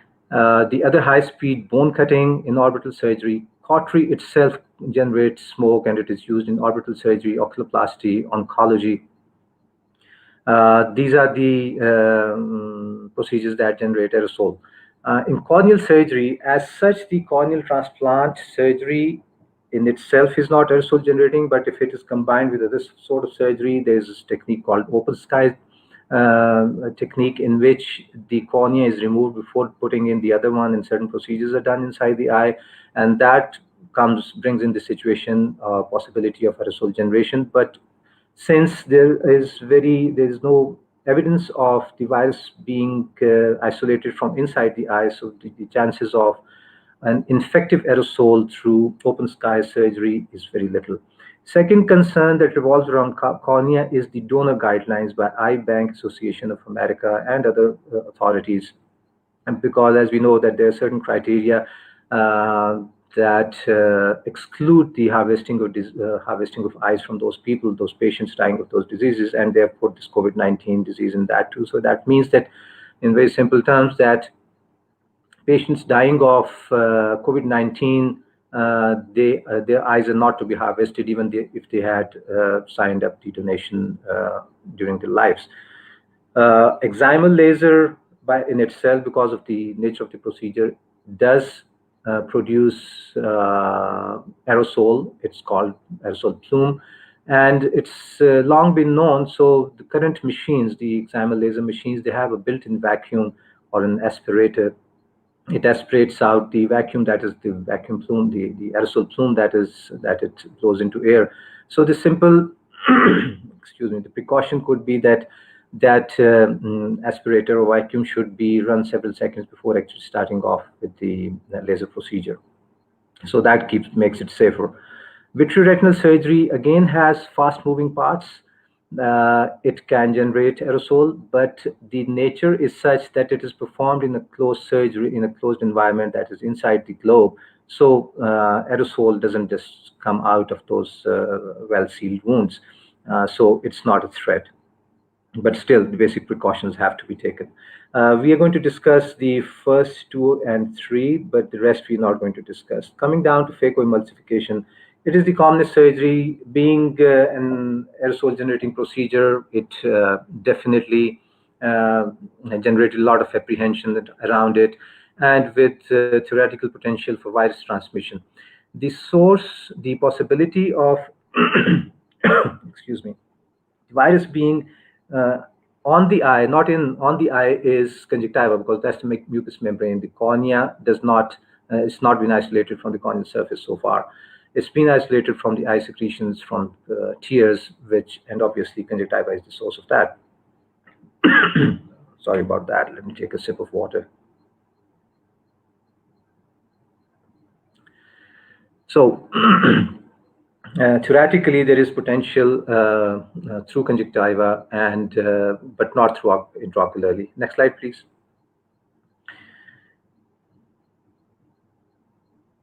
Can we have the next slide, please?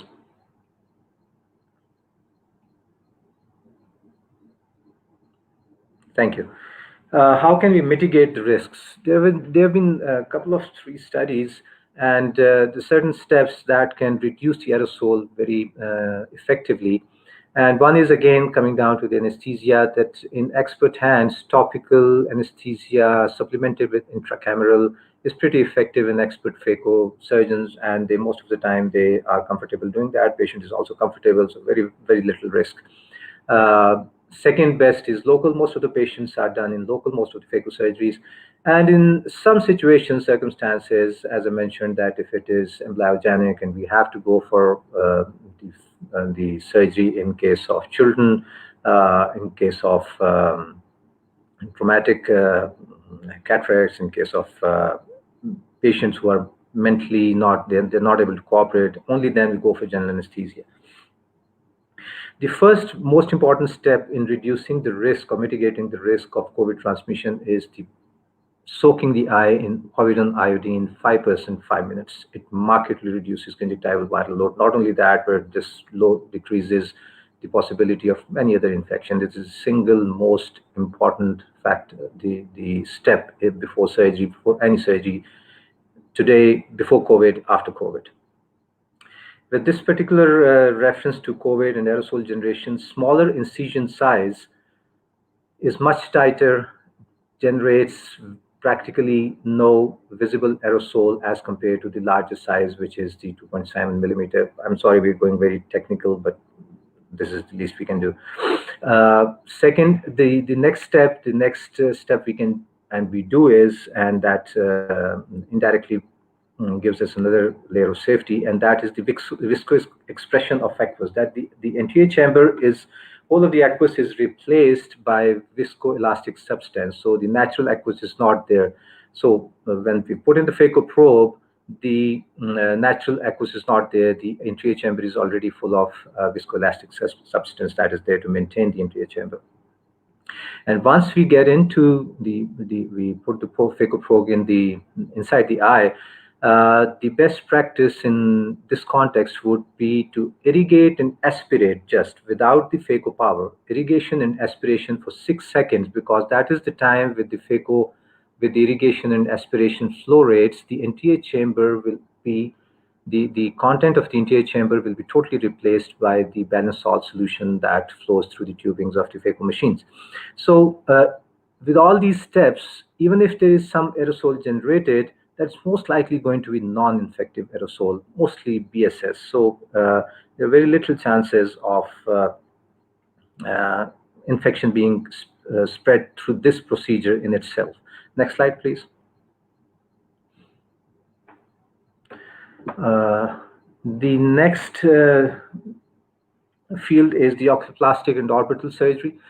They are aerosol generating. There are hosts of surgeries in this subspecialty, but the basic steps that generate aerosol are cautery, power drills because they have fast-moving parts, and irrigation and suction procedures. So in this surgery, mitigation of risk can be, again, the first step, not a surprise, povidone iodine on all the surfaces of the eye, except for if the eye globe is, the integrity of the eye globe is compromised before the surgery. Second is vigorous irrigation during cautery. Bipolar cautery is better than monopolar because in this case, it does produce smoke. Vigorous irrigation just kind of suppresses or decreases the amount of smoke that is generated. And again, that can contain the aerosol with viral particles. Thirdly, it's the strict precautions, that is the PPE, N95, eye protection is a must, and face shields.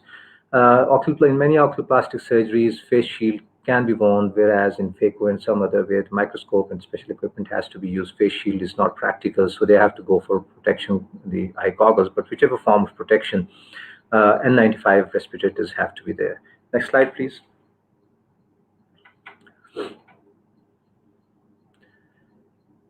Next slide, please. Thank you.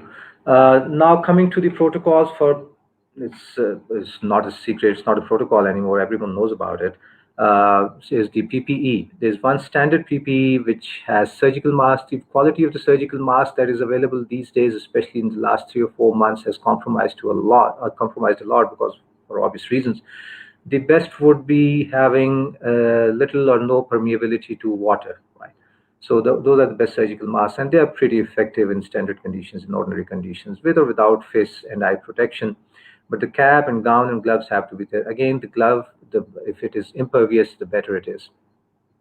Now, if there is exposure during surgery or during examination, as I said, that if they are called, if an ophthalmologist is called upon to examine a COVID patient, in that case, if there is aerosol generation or there is a PCR positive patient during surgery in the ward, N95 is a must. And secondly, eye and face protection along with other standard protection. The third important thing is general anesthesia.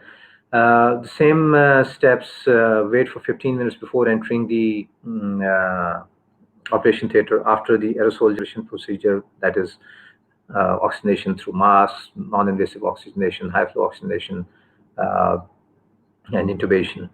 And aerosol box must be recommended to be used by anesthetists, although it's their domain. Next slide, please. Now that was the healthcare workers side of the protection. Now the patient, what we can do is patient. One is risk stratification or risk assessment. So resource allocation has to be according to that. And the due amount of care, the due amount of warning has to be there according to risk assessment, whether the patient is COVID positive or negative, or has symptoms, is likely or unlikely. Second thing is that our patient has to be masked throughout the procedure, sometimes even double masks, especially in case if it is COVID positive. In case of general anesthesia, a regular surgical mask is not very easy to put on the patient's face because it might interfere with some of the tubings. But anesthetists, they do manage. Sometimes they join 2 masks, and sometimes double masking is there. So the important and the basic thing is not to minimize the to put a barrier at the patient's mouth. And third, soaking the patient's eye with povidone iodine 5% for 5 minutes, except in case of open wounds, because it's a very strong irritant for intraocular structures, especially the corneal endothelium. Next slide, please. Now, coming to the OT environment. Operation theater surfaces are important because that's the place where the aerosol, the droplets, and the bodily fluids and infected parts, they drop onto. So their cleaning has to be very meticulous. The different disinfectants, they are all effective against COVID-2. Ethanol at least, but at least a 70%, more than 70% concentration. The surfaces can be wiped with that. Chlorine-based products like sodium hypochlorite, 0.1 to 1%. The usual contact time should be 1 minute. Hydrogen peroxide with more than 0.5 concentration. These are good for surfaces. Now, we have so many touch-sensitive equipment these days in operation theaters, especially in ophthalmology. So they can be covered with clear plastic sheets, so that we don't need to clean them every now and then, and keeps them protected. And the plastic sheets can be disposed of. Excuse me. Air exchange, we do not have that level of operation theaters in many centers, but if that system is available with HEPA filters, HEPA filter is very effective in removing the SARS-CoV particles. And if the air exchange system is available, then roughly 20 to 25 air exchanges per hour is considered to be a safe air exchange rate to remove the viral particles from the environment. Next slide, please. So that brings us to the conclusion, and I just want to stress upon the important points, and that is that there's so many unknowns. In that case, whenever there is doubt, whenever there are unknowns, just resort to basics. The same basics that were there in 1918 pandemic, and the same basics they hold true even today, even after 1 century. So the basic thing is triaging the patients, whether they need the surgical procedure or not. Second is risk assessment of the patient, how much care we have to take care in case which is high-risk patient, COVID-positive patient with or without symptoms. Then we have to take general precautions of the environment, of the PPE, standard PPE, and then we can go for specific precautions in general anesthesia and aerosol generating procedures. So safety, sticking to the basics really is still effective today.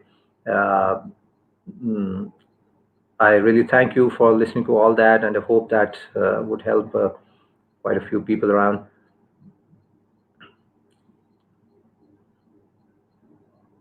I'm sorry, I can't hear you. I'm saying thank you so much. Thank you so much, sir, for a very informative session. It was very good for us to learn from you. And now, with the permission, we would like to proceed to the question and answer session. Thank you. Welcome. So our first question is from Meher. So can patients who only have a COVID conjunctivitis without any system, are there any other system involved? Can it be the only symptom of COVID? Yes, it can be. If you mean that it can be there without the patient developing frank COVID later on, we have very little data currently. As Dr. Farid, the speaker before me, he was saying that we have very little data. So that's why time and again I've been stressing upon returning to the basics, because there are so many unknowns. The data and the samples and the populations that we have been reported, they are valuable. I'm not undermining their value for any reason, but for a meaningful dedication of or meaningful inference to lay down the guidelines, it's quite insufficient. Unfortunately, it's going to take some time, but it is a possibility. It is a theoretical possibility. We do not have data to support that, because there are so many other viruses that we have that they do cause systemic infections, but sometimes they stick only to eye. So it's quite possible. So it's too early to answer that. It's too early to answer that, yeah. Okay. So we have a question from Dr. Sabha. So other than conjunctivitis, is there any other, observable manifestation of COVID on eyes that we have come across in our clinics or in practice? Not reported yet. Okay. Conjunctivitis is the only one so far. So what kind of PPE you have already mentioned in your slides, very informative, but we have another question that what kind of PPE is being used during ophthalmological surgeries, since it's difficult to wear a shield while doing microscopic surgeries? Yeah, that's what I mentioned during the presentation as well, that in microscopic we cannot use shield. So what we do is that we go for eye protection goggles. And what the kind of goggles that we are using, we had to go through a lot of exercise, because when we were in the process of ordering those goggles, we ordered it was in shortage, acute shortage. There was no transport. I'm talking about late March or maybe early April. So there was acute shortage, no transport, very little communication, very few people were in business. So what we did was that we ordered these protective goggles, and the first samples that we received were motorbike glasses. And we returned those, and we told them that this is what we want. And the second sample that we received was the swimming goggles. Wow, I'm sure it was new for everyone. So people brought up whatever they had. Yeah, whatever. They just wanted make money out of whatever they had. Right. So it was the third sample that we received, and those were the proper goggles, and we approved them. They have a kind of, they don't have a tight seal, but they have a kind of protective curve to them that kind of protects the eyes from direct splashes. But I wouldn't say that it protects from aerosols. That is relatively more comfortable as compared to very tightly sticking glasses, because in ophthalmology, we of course, whatever you do, you need clear. You don't want the glasses to be fogged. So in ophthalmology, we have a mask, and if you have glasses, it gets fogged very easily. Secondly, if it is very tight fit, it's going to fog again. So it has a breathing space so that it doesn't fog. It still fogs, but it doesn't fog that much. Secondly, there's a practical problem that face shield can't be worn. There are procedures of oculoplastics in which we can wear face shield where we don't have to use microscopes. Face shield is a very important thing there because it really directly prevents whole face. Right. Second barrier can be the N95, the surgical mask. Right. And the third problem, the practical problem of working on microscopes and slit lamps is that when we wear masks, the steam from our own breath kind of fogs out the microscopic lenses. So that again is a practical problem. So what we do is, what I would suggest is we just put on sticking plaster on this so that it holds your... Make a proper seal. Sorry, yeah, make a proper seal so that the vapor doesn't go and fog your lenses, whether it's your glasses or the microscope lenses.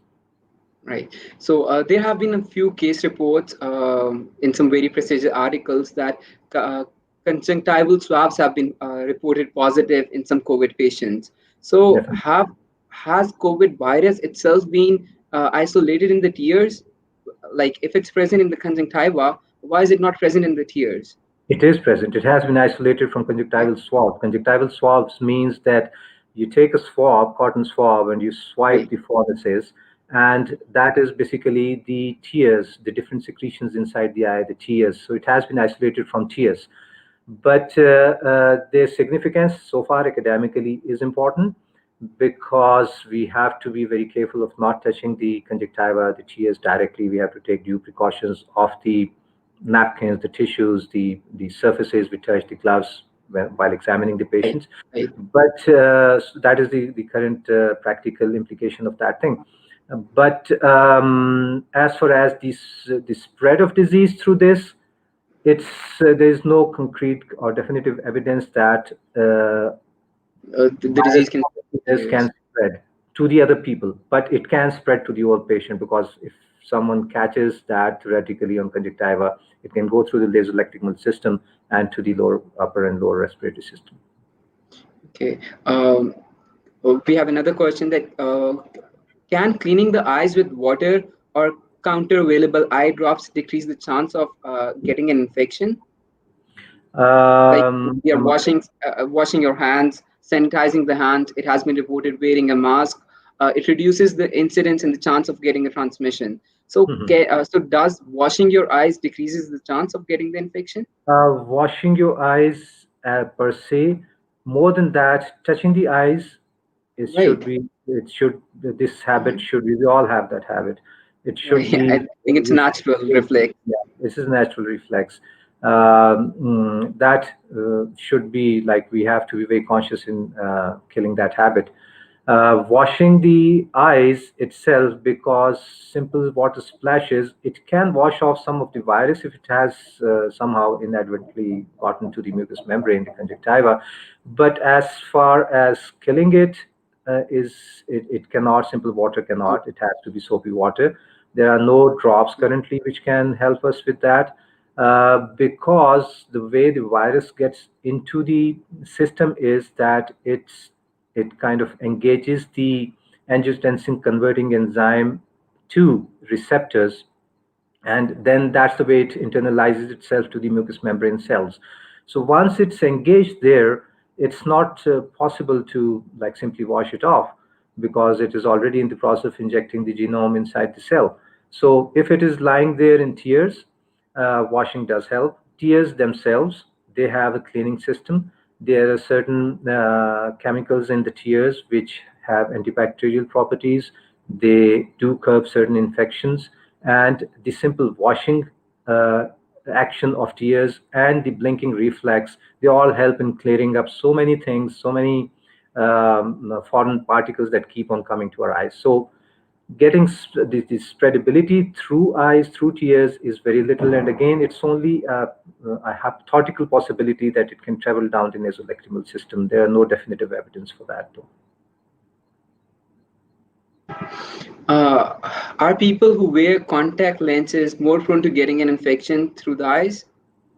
Contact lenses themselves, even without COVID, they are a foreign body inside the eye. A foreign body in a sensitive organ like eye is already quite tricky. There is most ophthalmologists, they are against judicious use of contact lenses unless it is therapeutic, unless it's absolutely necessary, because it does make the eye, whole of the eye, prone to so many kinds of infections, so many kinds of inflammations. So yeah, theoretically it is possible. There's no current data on that though. Okay, so another question, are steroids used in COVID patients who have an existing condition like glaucoma? And are there any precautions that need to be taken in such subcategories of patient? Any comorbidities, wherever they are, they decrease the immunity, right? Any comorbidity depends upon the severity.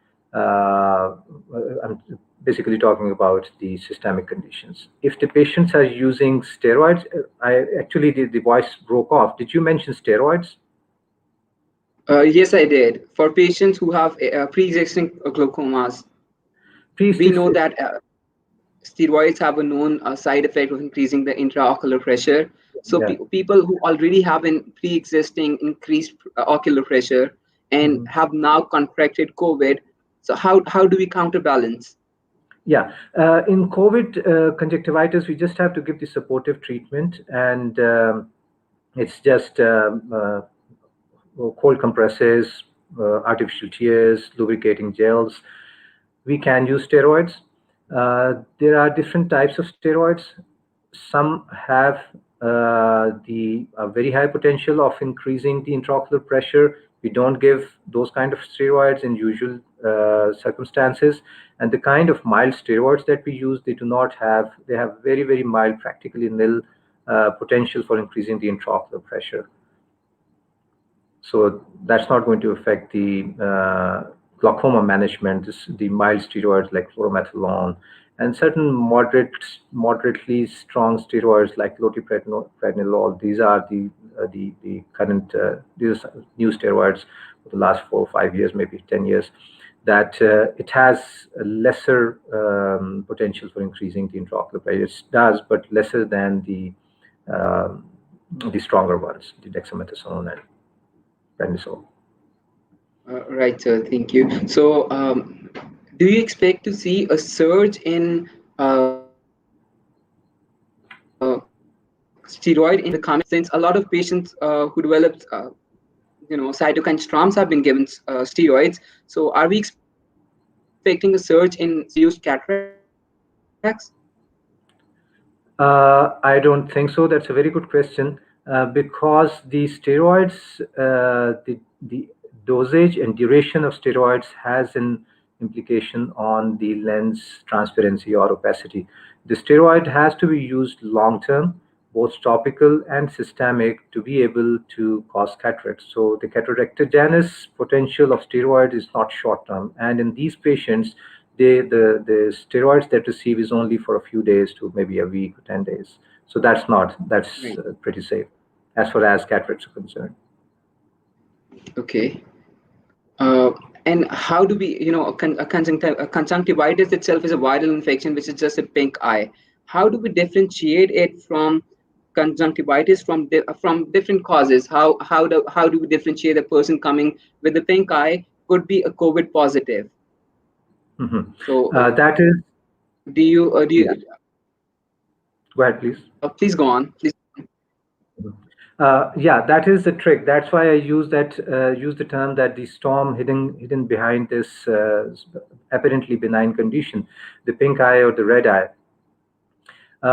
It is practically indistinguishable from other clinically. If you look at we're talking only about the eye, it is practically indistinguishable from other forms of conjunctivitis, viral conjunctivitis to be precise. We can differentiate clinically viral from bacterial, from fungal, from allergic, from irritant, but differentiating viral from viral, it needs certain kind of of course there are few viruses which can present with very characteristic symptoms with signs, but in this case it is just like adenoviral, which is very common. Every other we receive almost every fourth patient, fifth patient is of viral conjunctivitis. So practically it is indistinguishable from that viral conjunctivitis. So that is the innocent face that kind of deceives the clinician, and that is why I'd also mentioned in the slide that the clinicians have to maintain a high degree of suspicion for COVID-19 in every case that presents with viral conjunctivitis these days.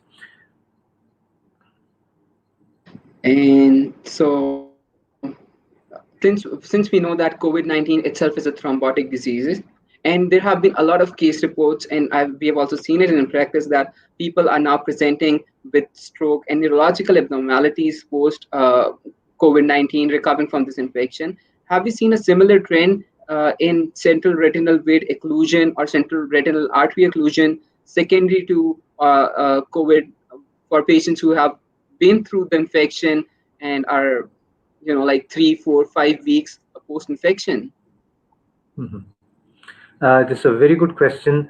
I did not come across any such comprehensive data because there are so many other factors that can cause those conditions in the eye that it is currently difficult to differentiate the cause of that thing.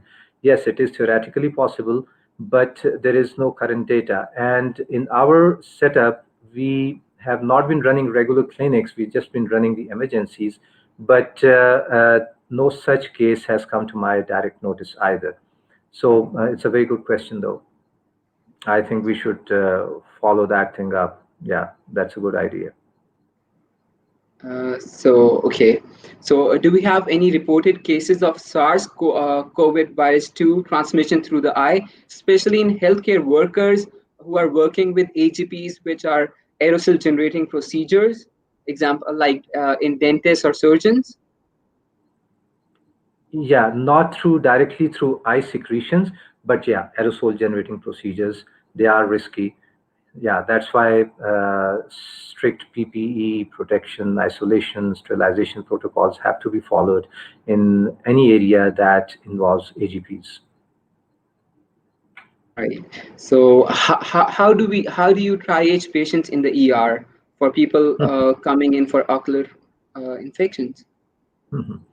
Triaging, as I said, that the basic criteria, you can make your own system, or any organization can make their own system. The basic criteria are sight-threatening, eye-threatening, and life-threatening conditions. So what we do is, or what we did was that we gave a certain set of symptoms and signs to the concerned people to let the patients be examined in emergency, as an ocular emergency, because so many patients come, they have very common ordinary conditions, so we don't entertain them as emergencies. So trauma, we took the trauma as the top priority for triaging for very obvious reason. Even a guard at the gate could tell that the patient has been hit by something. The trauma could be either chemical or mechanical. Second is sudden painful or painless loss of vision. That could mean that it could be retinal detachment, it could be neurological issues involving optic nerve. So it has to be, that is the second criteria that we used here, that is sudden loss of vision, that is either painless, painful. Third is red, painful, acute red, painful eye. These were the three major criteria that we used to triage the patients for our emergency services. And as I told that we had almost 5,000, nearly 5,000, just rounding it up. It's a little less than that, but I'm just rounding it up. So almost 5,000 patients in about 4 months that went through these triaging criteria. And we've been having about 4 or 5 emergency surgeries almost every day, including holidays, because many trauma patients have been coming to us. And almost 1/4 have been red eye conjunctivitis. So that's a high. That's a big percentage. That's a big one, yeah. But luckily, what we did was that we revolved everything around protection we designed and arranged everything around the protection of the patients as well as the staff. So we made certain different teams, we rotated them, we revolved them, we decreased their exposure. We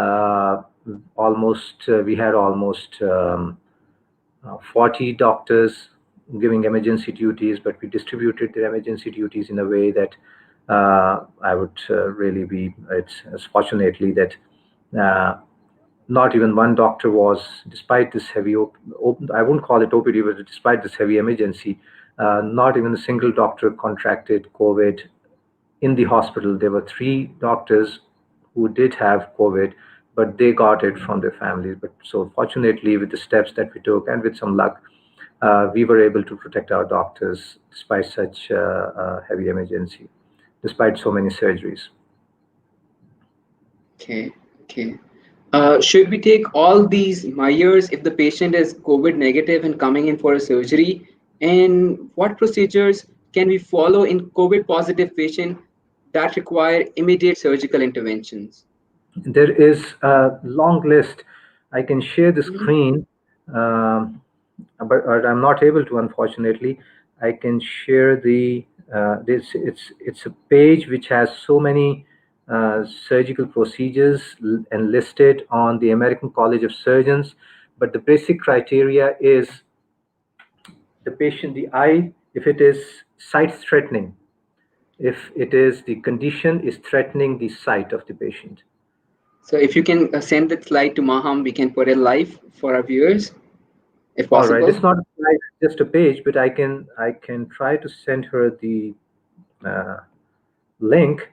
So there's a whole list, which, let me try.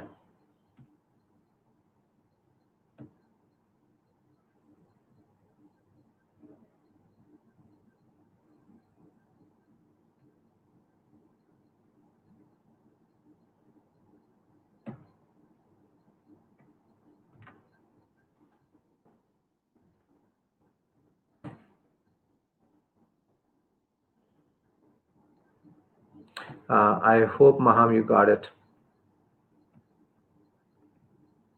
So, another question related to ophthalmology and COVID. Is it safe for patients to undergo LASIK in this time for myopia during the corona outbreak? Do you suggest people returning for operations now? Is it a good time to come back to clinics? We have started slowly, gradually opening up our practices. We have started, Al Shifa has started increasing the number of patients from emergencies only to, we have relaxed our criteria because it's been so long and it is indefinite. So if we had any date, we can just stick around and the people can also wait. But even for as simple a thing as a cataract, which is generally an elective surgery, it affects patients' life a lot. Let's say if they don't have a good social support in their family, the patient has to go around, he has to go out and do stuff himself. They have to take care and manage themselves in their house. And there is very high incidence of falls and accidents. So that in itself is dangerous, despite the fact that the cataract itself is not dangerous at an early stage, but it can lead to falls and accidents. So for some patients, that's a matter of their profession. They can lose their job, for example, if they're drivers, if they are doing if they are in a field which requires acute visual acuity, so they might lose their jobs. So it not only has a medical aspect but also the social as well as financial aspect. So even with cataracts, if there are chances that the patient is not comfortable, then we can go for cataract surgery, although that's in ordinary circumstances in itself is not dangerous in early stages for the eye or the sight. As such, it doesn't leave a permanent disability of vision, even if we delay it for a few weeks to months, permitting that it's cataract alone, it's not complicated. So yeah, there's so many dimensions to it. So we have started opening up our practices, we have started opening up our gates, but again, taking due precautions. And in our circumstances, in our country, it's not just our country, but so many countries in the world, the seriousness of taking this disease and taking basic precautions, it's commonly ignored. So what we are trying to do is that we are trying to implement very strict mask policy in our hospital. Any patient who no patient is allowed if they're not wearing a mask or they've not covered their face. We make sure that they're masked when they sit on the slit lamp. We make sure that our healthcare worker, according to this, the nature of the duties, for example, optometrists and ophthalmologists, they must wear N95 masks because they're in very close proximity while sitting on the slit lamp, just a few centimeters across.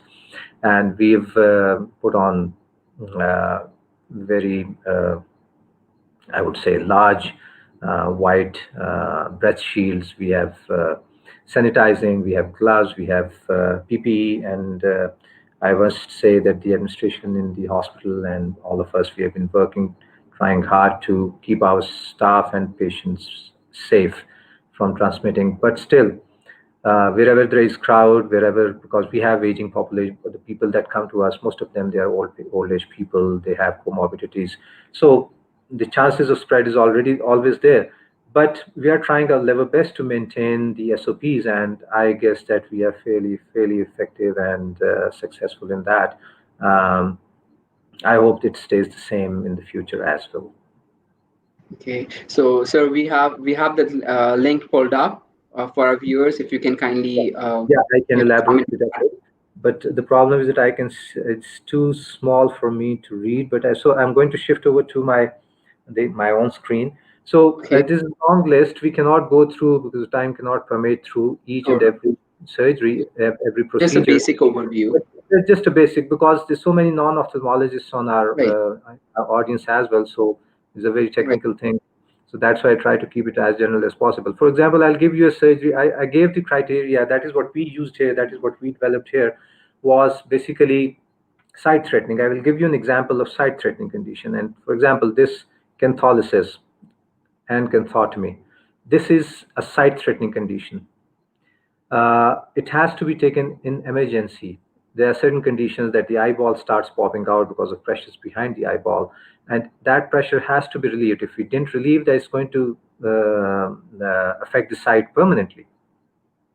Cataract, let's say talk about, because everyone knows about cataract. So children, it is sight threatening, as I said during the lecture, that embryogenic cataract has to be treated, because if we didn't, within weeks to months, it can leave some permanent, very difficult to reverse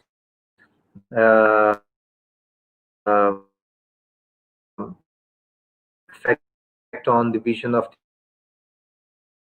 patient, the child, and he may not, for the sake of saving the patient's eye, for the sake of saving the patient's sight and saving the patient's life. Now let's go to another example. For example, drainage of choroids. This is very technical because the choroidal, it's a layer inside the eyeball, and if it gets swollen, the blood effusion occurs behind that, so it can lead to certain problems, and it can potentially affect the eye permanently. Then if we see excision of tumors, this is what leads to the life-threatening conditions.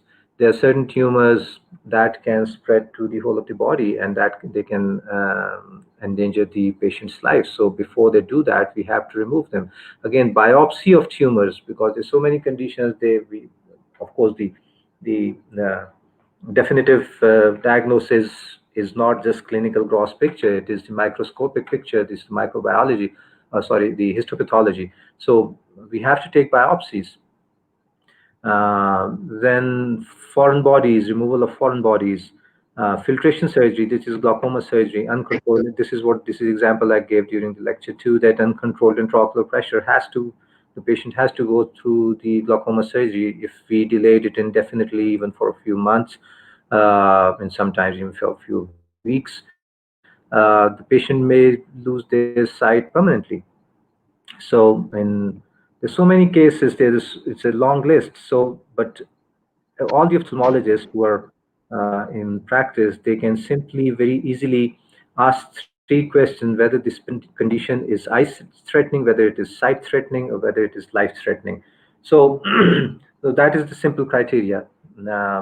Every condition that they come across, and put them through these 3 questions, and if it says yes, then they have to, and they must go for the next, which is the risk assessment, risk stratification of the patient, whether the patient has COVID or doesn't, whether he has risks of having COVID, whether the patient needs to get the PCRs done, and then the patient through the system to go through the next steps, and then we have to decide whether the patient needs general anesthesia or they need local anesthesia or topical.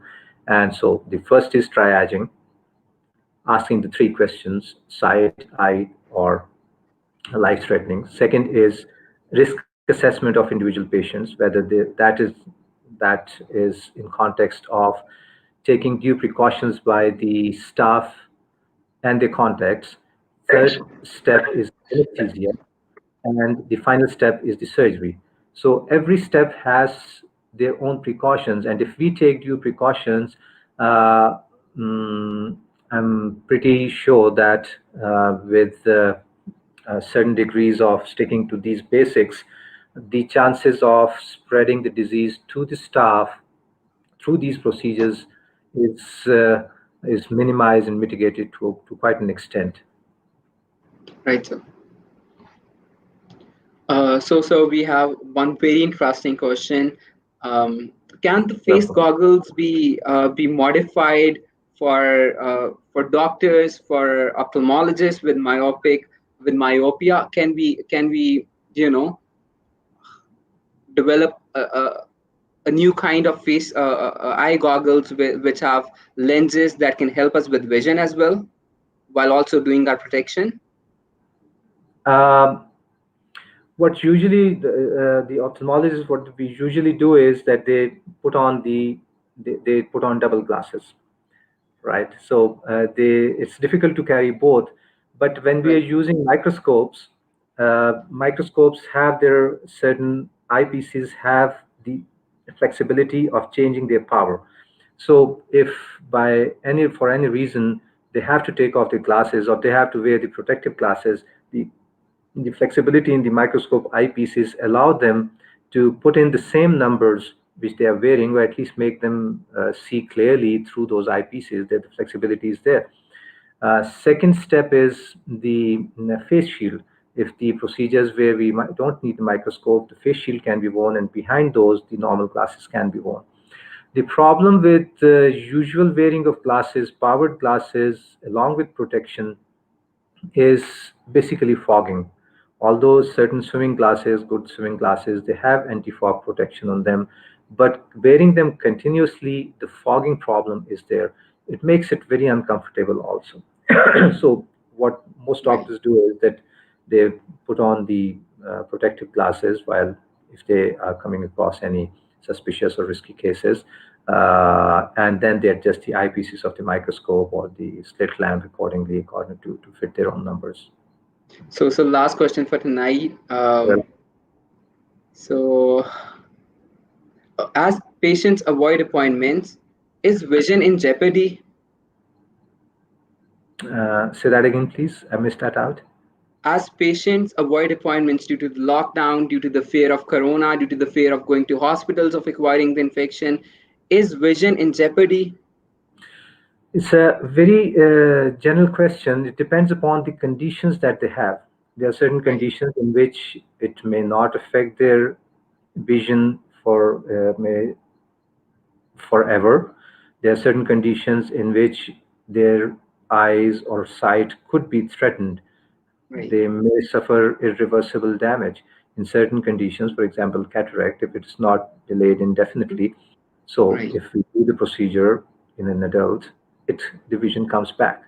So it depends upon the condition, what they're suffering with. Right, sir. Thank you so much, sir. It was a very informative session. It is a real pleasure to have you here tonight, and thank you for increasing our knowledge. We really appreciate you being here today with us. Likewise, it was an honor, and some very interesting questions came up, and really like that kind of stimulates the mind. I like challenges. So thank you, Maham, and thank you, Fahad. You conducted it very well, and I thank all my audience for their attention. Thank you very much. Thank you, sir. The pleasure is all ours. Over to you, Dr. Maham.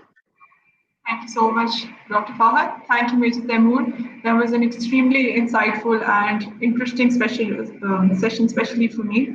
Also, thank you for the word of confidence in the beginning. I hope I can live up to your expectations and everyone else's. Now, I'd like to move on to our third speaker for the night, who's Dr. Hina Khan. Dr. Hina Khan is a graduate of Army Medical College. She did her FCPS from College of Physicians and Surgeons, Pakistan, and FRCS from Glasgow, UK. She has worked at the Queen Elizabeth Hospital, Birmingham, UK, where she underwent specialized training in medical retina and uveitis. There, she worked in the capacity of senior imaging consultant for various research projects. Her work regarding retinal scans of diagnostic importance has been featured in internationally acclaimed books like the Oxford Handbook of Ophthalmology. Dr. Hina has co-authored various papers and has gone on to present them in international conferences. She most recently represented Pakistan at EuroRetina Paris 2019, where she was the only ophthalmologist from our country. She's currently working as a consultant ophthalmologist at a private hospital in Rawalpindi. It is a pleasure to have her with us today. Dr. Hina, over to you. Thank you very much, Maham. Can you hear me? Yes, ma'am. Okay. Well, first of all, thank you for that very elaborative, very kind intro of me. I don't know if it's well deserved. It's just a very fancy way of saying I play with gadgets all day as far as retinal imaging devices are concerned. And well, yeah, it's a fun day to have. But honor and pleasure to be here. Thank you, Dr. Sabakhtar, founder FVP, for the invite. I'm very appreciative of all your efforts during this pandemic, as well as the efforts of your team collectively. You're doing an amazing job. RMU for your accreditation of this session, and these two hosts who have been catering for our question and answers and doing this very efficiently and very effectively. I'm very impressed, Maham and Fahad. So I'm just going to share my screen now.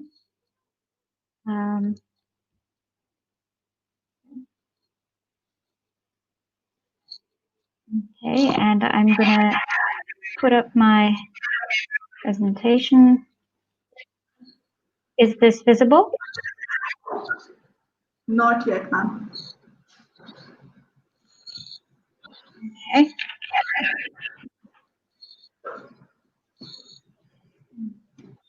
Application.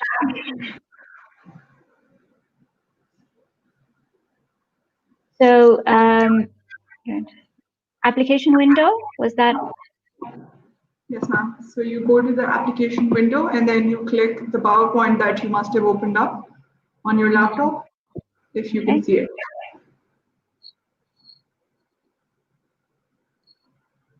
Hold on, let me just. All right.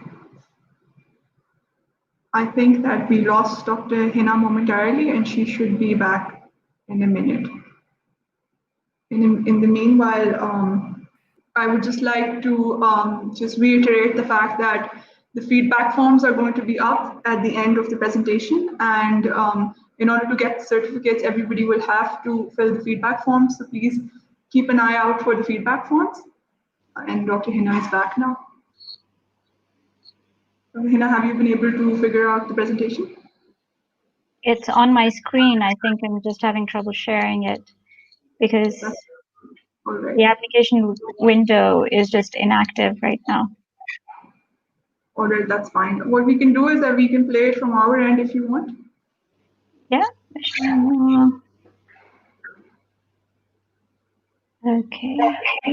Can you see me now? Can you see this now? Not yet. Okay. Can you see this now?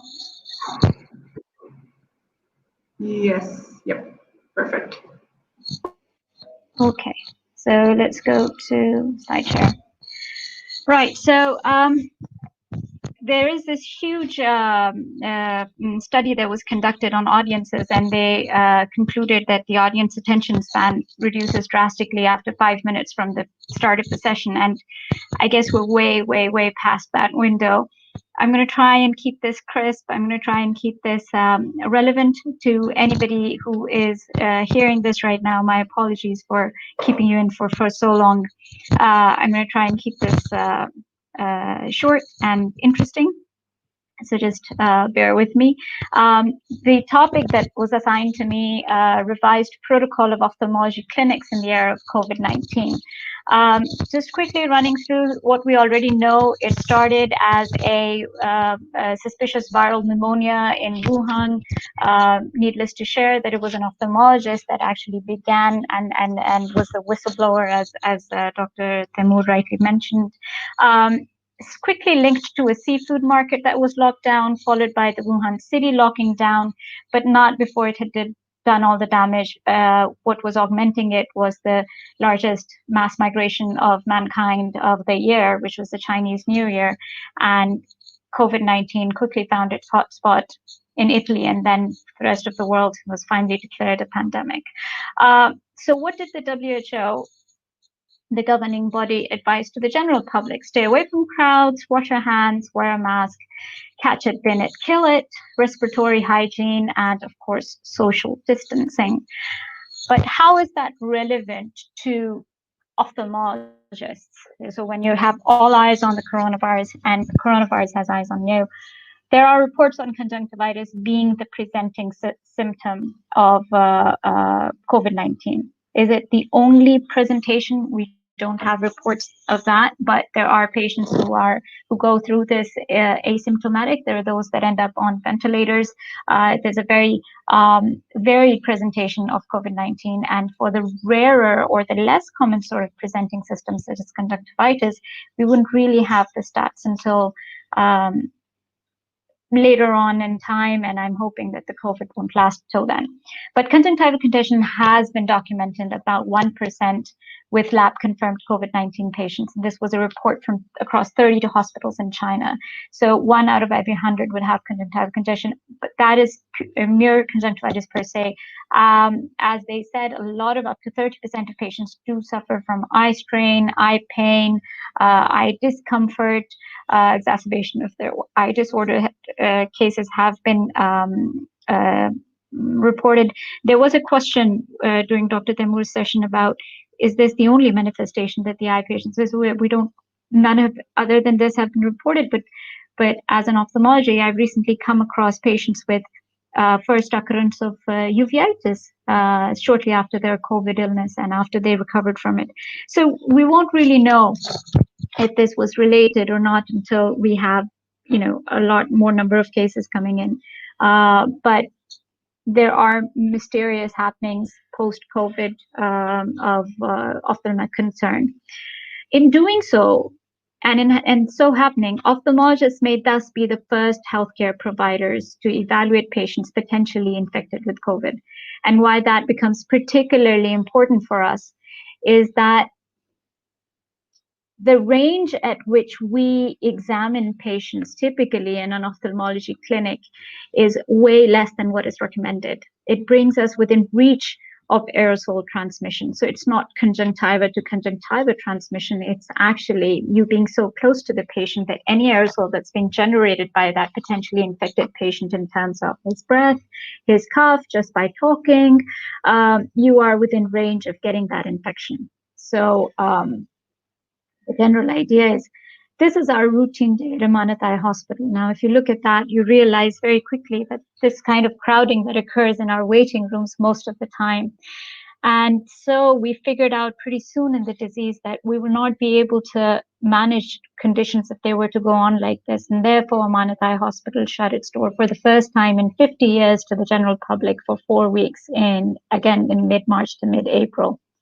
The first 2 weeks were, well, it was generally okay. But by week 3, I had a lot of my patients call my manager up and say, I can't see anymore. So, I am basically a medical retina specialist. I run only medical retina clinics. So my strata of patients encompasses diabetics, uveitis patients, AMD patients.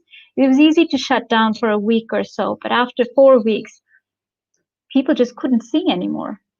And most of what happened after 4 weeks, most of the damage control was not because of COVID, but because of the shutdown.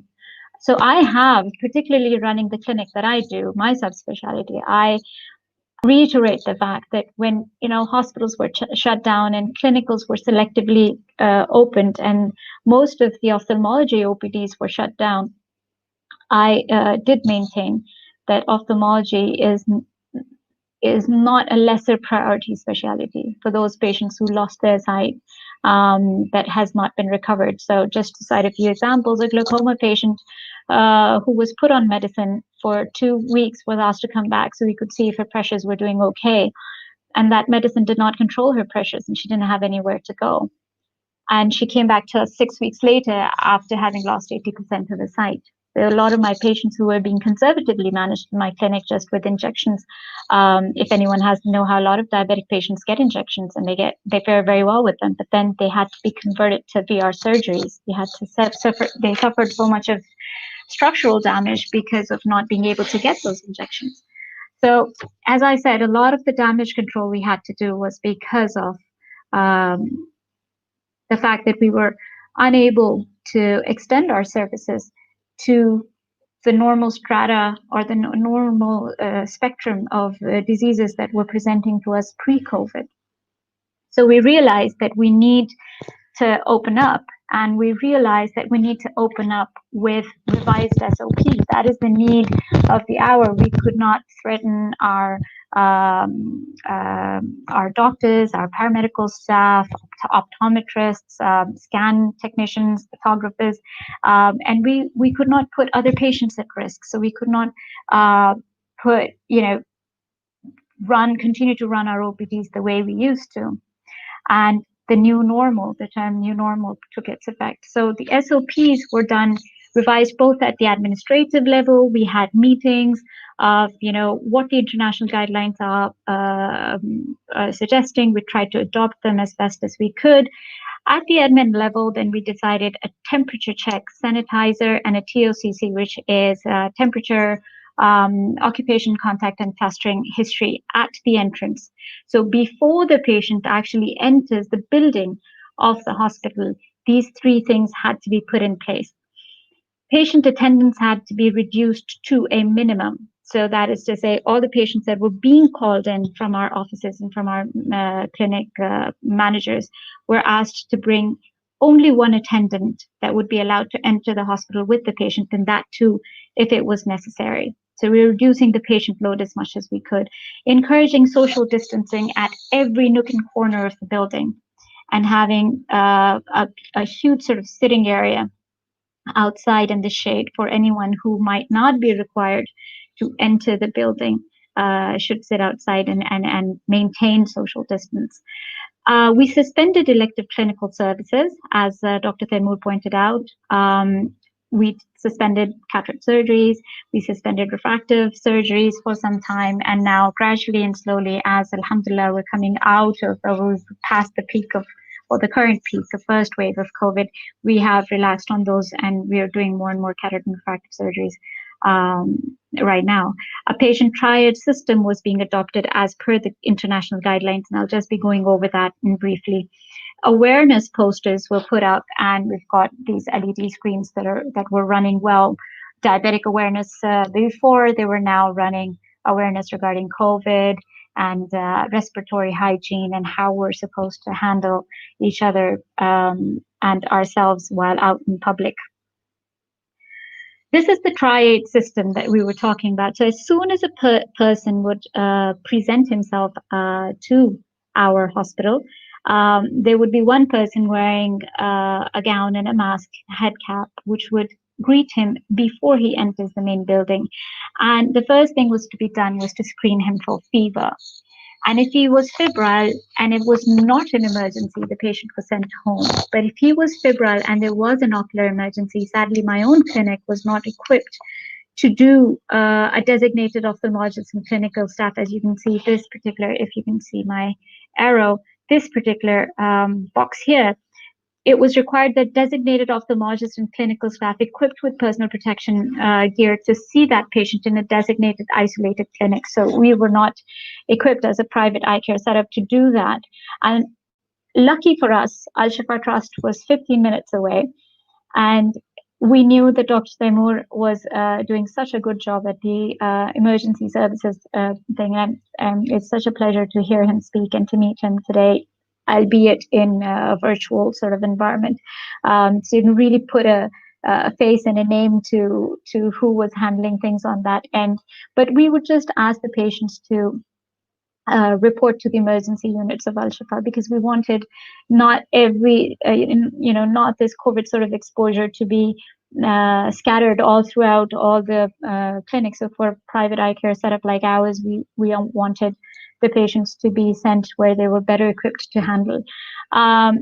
If there was not an ocular emergency, patient was febrile, the patient was then referred to a medical care, and he was asked to go and get himself checked under the guidelines. And knowing, that this pandemic is here, we'd ask him to go and get his fever checked. We asked him to go, and we asked him to not enter the hospital or to, enter any other place of public interest, and to make sure that he was, in fact, not suffering from this dreaded disease, and that we would give him an elective appointment after 2 weeks once his fever was over. So if the patient was not febrile, the troubles did not end there. It was up to the person sitting at the desk outside the building to take a travel occupation contact and clustering history, which means, have you traveled within the past 2 weeks to an area of outbreak? Are you from that occupation in which it's possible for you to have exposure from a contact? Now, contact by WHO is being defined as unprotected exposure to a COVID positive patient within 6 meters for more than 15 minutes. So, a lot of it, yes, as Dr. Temur pointed out, is using your common sense. But when you define contact, it was basically defined as, and I'll repeat myself, unprotected exposure within 6 feet of a patient who's COVID positive for more than 15 minutes. So when they were tracing contacts and tracing contact histories, these are the people that they were investigating as far as any COVID positive patient was concerned. We just wanted to make sure that any contact did not show up in our waiting areas if this was not an emergency. Travel history to an outbreak within 2 weeks, and clustering with people who did travel to an outbreak area within 2 weeks, again, was something that we looked at very cautiously. And even if it was not febrile and was suffering from upper respiratory tract symptoms, we would respectfully tell that patient that, this is what we're suffering from, that there's a pandemic. We have opened up our clinics, but only to the highest priority patients. And therefore, we did not, we were a little apprehensive about seeing you. Go and take care of yourself. Come back in for an elective appointment in 10 days' time. And, If he's suffering from acute conjunctivitis within 2 weeks, that it can again becomes a higher risk exposure for all the rest that are present in the hospital. So if he's got any one of these, again, we will look at that particular patient with caution. Again, try and assess if he's here for an emergency. Yes, a designated ophthalmologist and clinical staff. This we could do in our hospital. So with PPE, could see him in a clinic. But if there was not an ocular emergency, we'd give him an appointment after 10 days to 2 weeks, according to his liking. And if none of this was true, if he had no fever, no contact history, no occupation, travel, clustering, we would see the patient in regular ophthalmology clinics with added precautions, as I'm just going to show you. So for environmental control, ideally the guidelines said that all your spaces should be ventilated with HEPA units. Unfortunately, it wasn't possible in our setups. We just maintained a well-ventilated environment. Protective shields on the slit lamps, I'll just be showing you those. Equipment like slit lamps, ophthalmoscopes and retinoscopes, doorknobs were frequently disinfected. So we had one person doing that round the clock, so around the hour, and then the other person would take over, and then it's easier to have them sign sort of control temperature, clock hours, and they would sign their names. So they got, done all the disinfections from all the doorknobs at the hospital, and then have one person supervise these two people as they were just doing the same. And then all our personal meetings, our meetings with the pharmaceutical agencies, our meetings with, visitors, they all turned virtual, as is this webinar. As far as the protection of staff was concerned, which is something that we were very, very, you're very scared about, because, if your optometrist gets sick, that is like that's like the end of your smooth running clinic. Even if your one single staff member gets sick, even the receptionist, everyone has a job to do, and everyone is practically, multitasking most of the time. So we couldn't afford anyone to, get sick during this time, because already we were on, hands end. We'd half the team, so half of them would come 1 week, the other half would come the other. So we encouraged all the personnel to use. We could not get N95 masks. The KN95 masks were freely available. We used to double layer them with the normal surgical masks. So a lot of what I wanted in my presentation was not just to spit out, what Americans or Britishers are recommending, developed countries are recommending, but how we adopted those and kind of tailored them to what was available in our clinics and in our country in that time. The staff was instructed to practice hand hygiene as recommended by the WHO. All of them were trained, and then all of them were ensured that they were doing that. All clinical staff was suggested to use eye protection glasses, and these were very special, high quality plastic glasses through which you could not, you couldn't see that you were wearing them. No scratches, no parallax, no reflections, no glare. And they were glasses that extended to the side of the eye as well. I'll just be showing you those.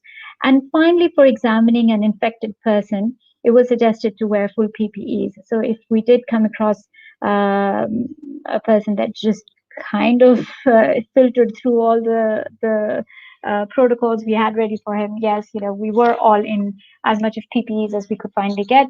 For me, the PPE included a surgical sort of, not the full suit, but glasses, and then a KN95 mask, a head cover, and then those operation theater gowns. We'd wear them, the ones that start from your neck down to your knees, and that are fastened at the back. So we use that, wear gloves, and wear protective shoe wear. So that constitutes normal sort of donning or protective equipment that we had available. And after that, we would, after the triage and wearing this, we would continue to do our OPDs for our patients in need. So this is the protocol that was being followed. This is a video from my own hospital. And I'd like to share that with you. So this person is standing outside and making sure that he's temperature checking not only the patients and the attendants, but also the staff as they entered. All the staffs were required to log their temperatures. Sanitizers were placed at hand's reach from all staff and people waiting in the waiting rooms. Floor cleaning was done, spraying with alcohol-based solutions twice a day to reduce the viral load of an OPD while it was going on. We had upholstered sofas. So for those, we used UV light sterilization procedures because you could not wipe them clean with an alcohol-based wipe. We put up these stickers for social distancing, make sure people didn't sit on them, mandatory face masks for the staff, keeping themselves away from each other as well as from the patients. These are the eye shields that I'm talking about, wear protective eye shields, and they were available for any patient who wanted to procure them as well.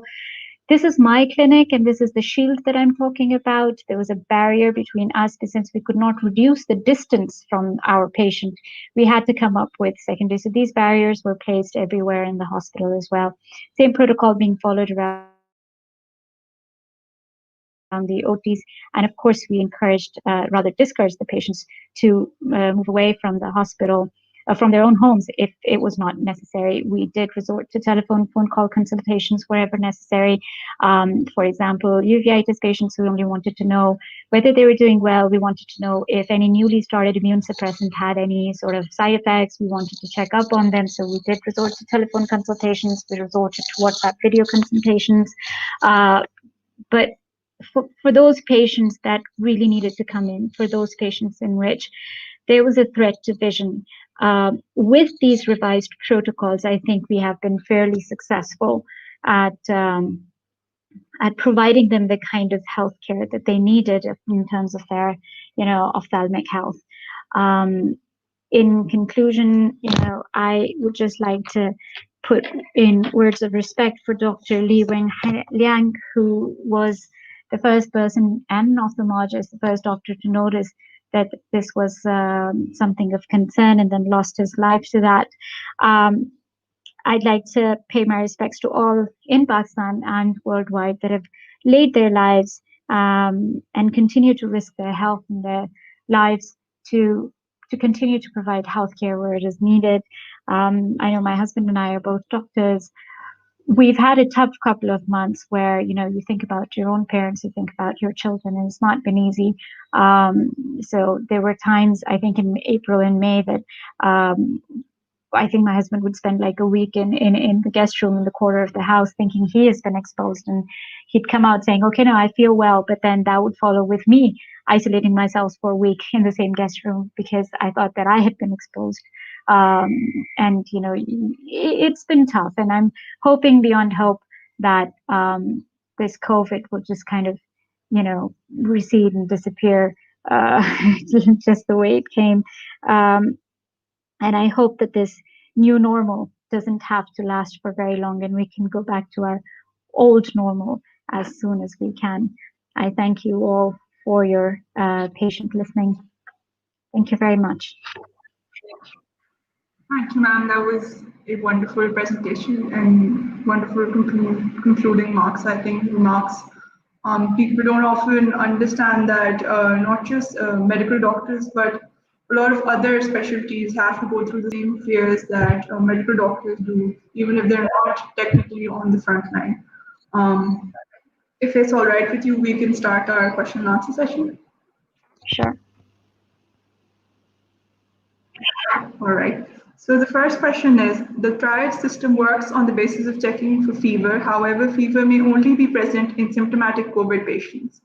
How would triage work for asymptomatic patients or for patients having fever due to other reasons?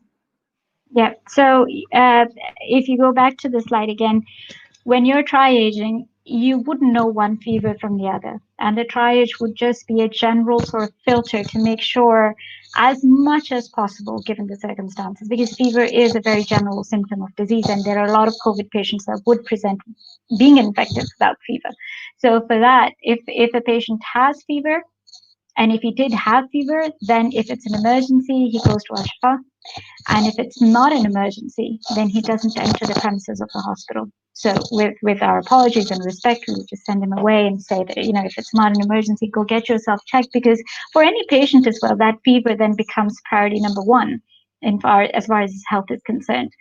And if he did not have fever, as I said, we still take him as, we do a travel occupation contact and cluster history at the door.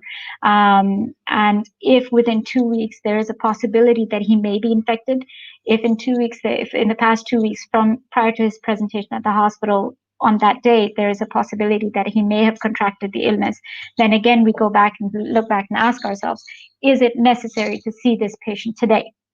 In terms of his eye care, what are his symptoms? And I think given the circumstances, I mean, I know there's a lot of paranoia associated with this disease as well. And I know people were very, very scared, but given these circumstances, I think that was the best possible filtration that could be done in the hospital. Did that guarantee that not a single COVID patient entered our hospital? I don't think it did, but it did enough to kind of, as Dr. Taimoor said, not a single healthcare professional got infected while they were doing the emergency OPDs. We did had a couple of people get infected within our staff, but the infection had started from within their home. And then they just isolated themselves because they were so well aware of what to do if they had that infections. And then even the people who were within our hospital that were working in close proximity to them, they stayed okay, thankfully. So in the end, it's not a germ that you can see. And you are, to some extent, you are guessing and making sure that within the circumstances, you're doing your best. I think it's just been a matter of test and trial and just trying to make sure, sort of seeing what works and what doesn't, since it was the first time this happened for all of us. So we're going to move on to a question of your specialty. I think it was asked before, but I feel like it would be relevant to the work that you do. So I'm going to ask you the same question. Since we've seen that COVID causes clot formation, has there been any incidents of CRBO or CRAO in COVID patients? Yeah, well, I continue to see new presentations of retinal vascular occlusions and retinal arterial occlusions in my clinic ever since we've opened up. And yes, a fraction of those patients do come and tell me that they have, in fact, been infected with COVID prior to the presentation. But, in order to statistically prove that it was the COVID that produced this, we asked to start a study on our own. We asked if they had gotten their D-dimers done or if they had gotten their other blood factors done, but most of them didn't have them. So we cannot conclusively produce this. The question is, am I seeing more RVOs ever since COVID came around, or am I seeing more arterial occlusions pertaining to the eyes after COVID started? I don't think I am. I don't think the frequency or the ratio of RVOs presenting in my clinic has changed. So, it's after this, it's anyone's guess. All right. That makes sense.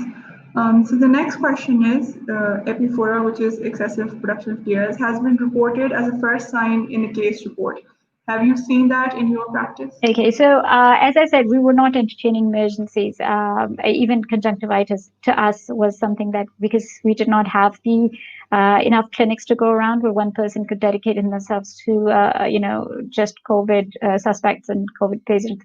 But epiphora naturally would present as a presenting system, because when you've got an inflamed conjunctiva and you've got an inflamed margin of the lid, it tends to reduce the size of the drainage, the punctum from which the tears drain into the eyes, and also activates the tears glands. So yes, there will be more watering, and yes, those tears will contain COVID, and therefore the whole precaution about not touching your eyes and not touching your face, not touching your nose. It's not that the infected hands would well, potentially they can, if you touch your eyes, that they can infect you, but more so you contaminate your hands. And then, you can, when you shake hands with other people or touch other surfaces, then you can contaminate those surfaces and those hands as well. So it was that thing about, I saw a poster when you were introducing the WFP, everything, that my mask is there to protect you and your mask is there to protect me. So it's more of that, Absolutely. All right. So in terms of procedures that are voluntary, right? Do you believe, like LASIK and other such procedures that can be delayed for a bit, do you feel like now people should return and they can opt for them, or should they still wait? Okay, so that is still a very personal choice. Okay, the figures are ahead of you, they're in front of you, and you know, everyone has had to make these decisions with elective practices. Like for my husband, the gym just opened up, and he was wondering whether he should, you know, go back or not, because he's a very ardent gym person. And then he'd say, okay, so today there were 12 new cases in Islamabad. So the stats are all in front of you. And you know, you'd wonder about whether one of those 12 people are going to end up in the same gym as you when you're going there. So the stats are in front of us. The peak is behind us. The number of new cases across the country, with God's grace, are reducing day by day. And then it just comes up to personal factors. If somebody was here just for refractive surgery, because a lot of people come in from England and from America to get refractive surgery done, specifically at Amanat Eye Hospital. You know, if you're there and you have to leave, or whatever the circumstances are, I think it's just a matter of nobody's going to push you to do it, but it has to be a very tailored decision according to what you see and your judgment. Right, that makes sense. So the next question is, what did you do for patients who were not febrile but had a sore throat or were coughing? So we're back to dry aging now. Yeah, so again, if they're not febrile and they have symptoms of the disease, or they could, so the common sense statement would be, even if you're not febrile, even if you're not coming in with a PCR positive report in your hand, is there a possibility that you could have COVID? So the whole TRIES, that whole, you know, complicated algorithm that I showed you, basically just works on common sense. If you've had, you know, if you have even a possibility, so if you've got respiratory symptoms, you have a possibility of COVID. If you've been in contact, or if you've got sort of occupation where you can be, and I defined a contact for you guys, that you can be a contact, if you've been exposed, you have the possibility to be infected. Again, if you have traveled back from an area of outbreak, again. So for these people, and we're referring specifically back to your question, for anyone with an upper respiratory tract at the door of our hospital, we would have to send him back if it's not an ocular emergency, and give him an elective appointment 2 weeks after. Right, that makes sense. So have you noticed, I know that Professor Taimoor also said that there weren't any COVID cases, but have you seen in the data that people who, ophthalmologists specifically, were infected due to COVID in the recent times, in Pakistan specifically? Oh yes, and ophthalmologists have also suffered and loss of life because of that. And this was again an area of concern. I was hearing the debates as far as you know, for Dr. Farid, the Q&A, and Dr. Temur. There was a question about you know, if you've got steroids and you're treating COVID, we have to be very, very careful about the comorbidities. So, you know, people get so distracted by the fact that the patient has turned COVID positive. They forget whether he's diabetic. They forget whether he's hypertensive. They forget whether steroids can play havoc with him. They forget whether the corticosteroids they're doing, what are they going to do to his diabetes? What are they going to do to his hypertension? What are they going to do to his glaucoma? You know, if they're taking oral steroids, well, short term, yes, but, you know, could it possibly raise IOP? So that has happened to ophthalmologists. Where I don't want to say names here, but one very senior ophthalmologist lost his life because he turned COVID positive. He almost recovered from the disease because he had been bombarded with steroids, and he was diabetic, so it turned out to have ocular complications and systemic complications because of just giving steroids to a diabetic, long-standing diabetic. And that happened to one of my family members as well. So, you know, you have to be very wary of the fact that there were diseases before COVID that needed management, and still do, even if a patient acquires COVID.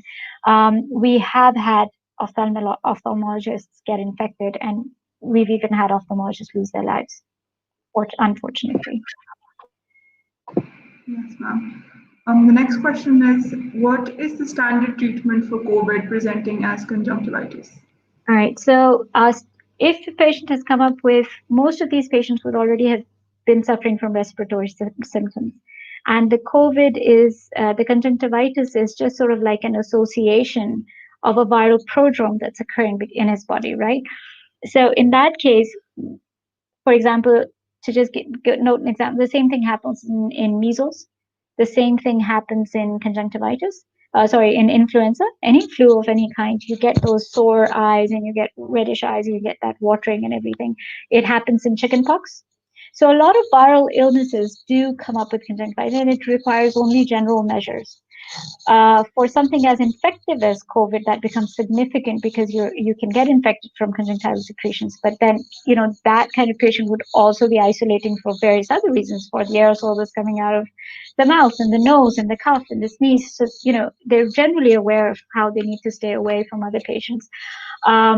But treatment specifically for the conjunctivitis is just symptomatic: tears and cold compresses, lots of water, possibly a prophylactic antibiotic if you're trying to reduce the risk of superadded bacterial infections.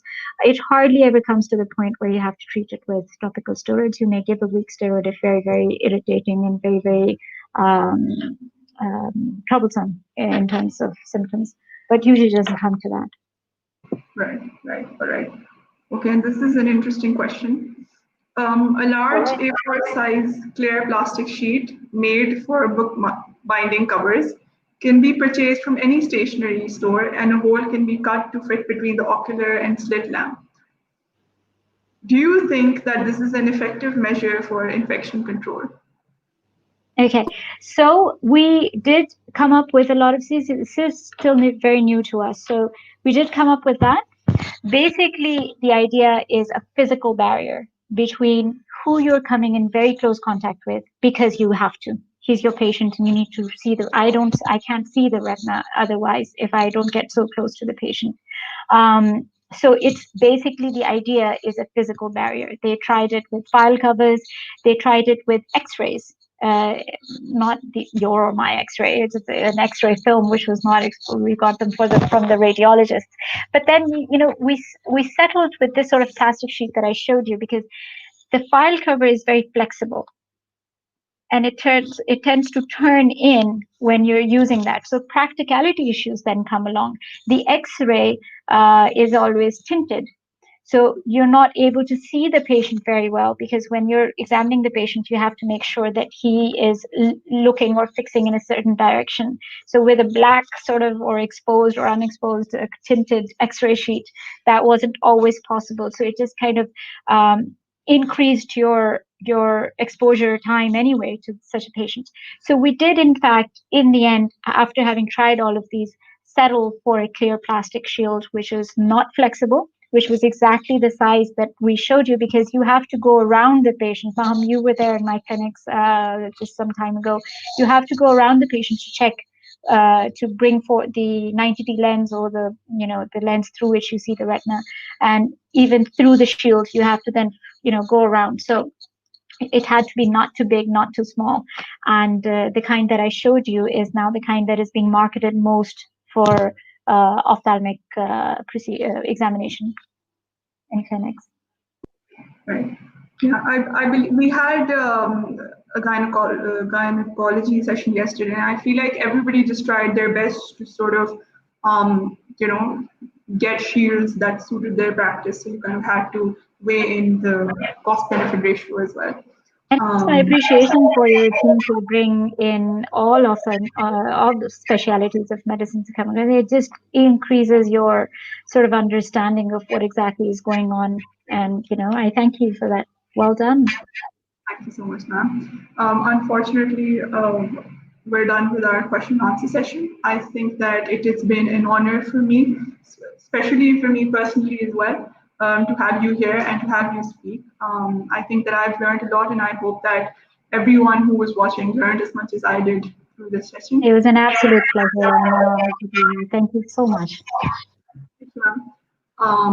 I would also like to thank the other professors for joining us and for giving us their valuable time and their valuable information. I think that this concludes our sessions, both the dermatology session and the ophthalmology session. Please do not forget to fill the feedback forms as the certificates will be distributed based on that. Please do not forget to subscribe to the YouTube channel as registrations will be counted for subscribers only.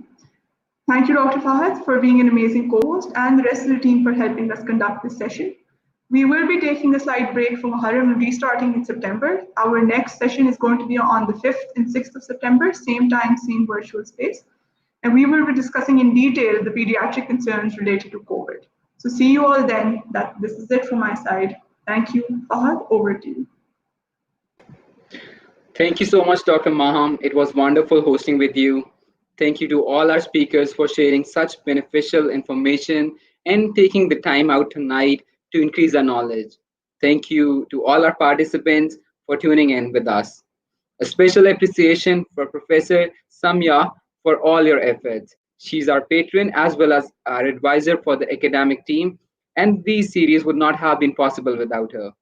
Thank you, Dr. Sabah Akhtar, co-founder, Ventilator for Pakistan, and also the advisor of the academic team. She is indeed the backbone of our team. Thank you, Mr. Iftikhar Izdani, CEO of Rahe Kamar and a partner of VFP. His company provides voluntary ID services for this noble cause. Thank you, Dr. Rabil Tariq, co-founder Ventilator for Pakistan.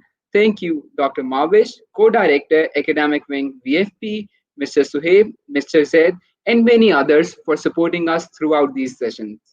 Thank you on behalf of Team VFP, Team Yardim, and Team RMU. Allah Hafiz, and see you guys very soon.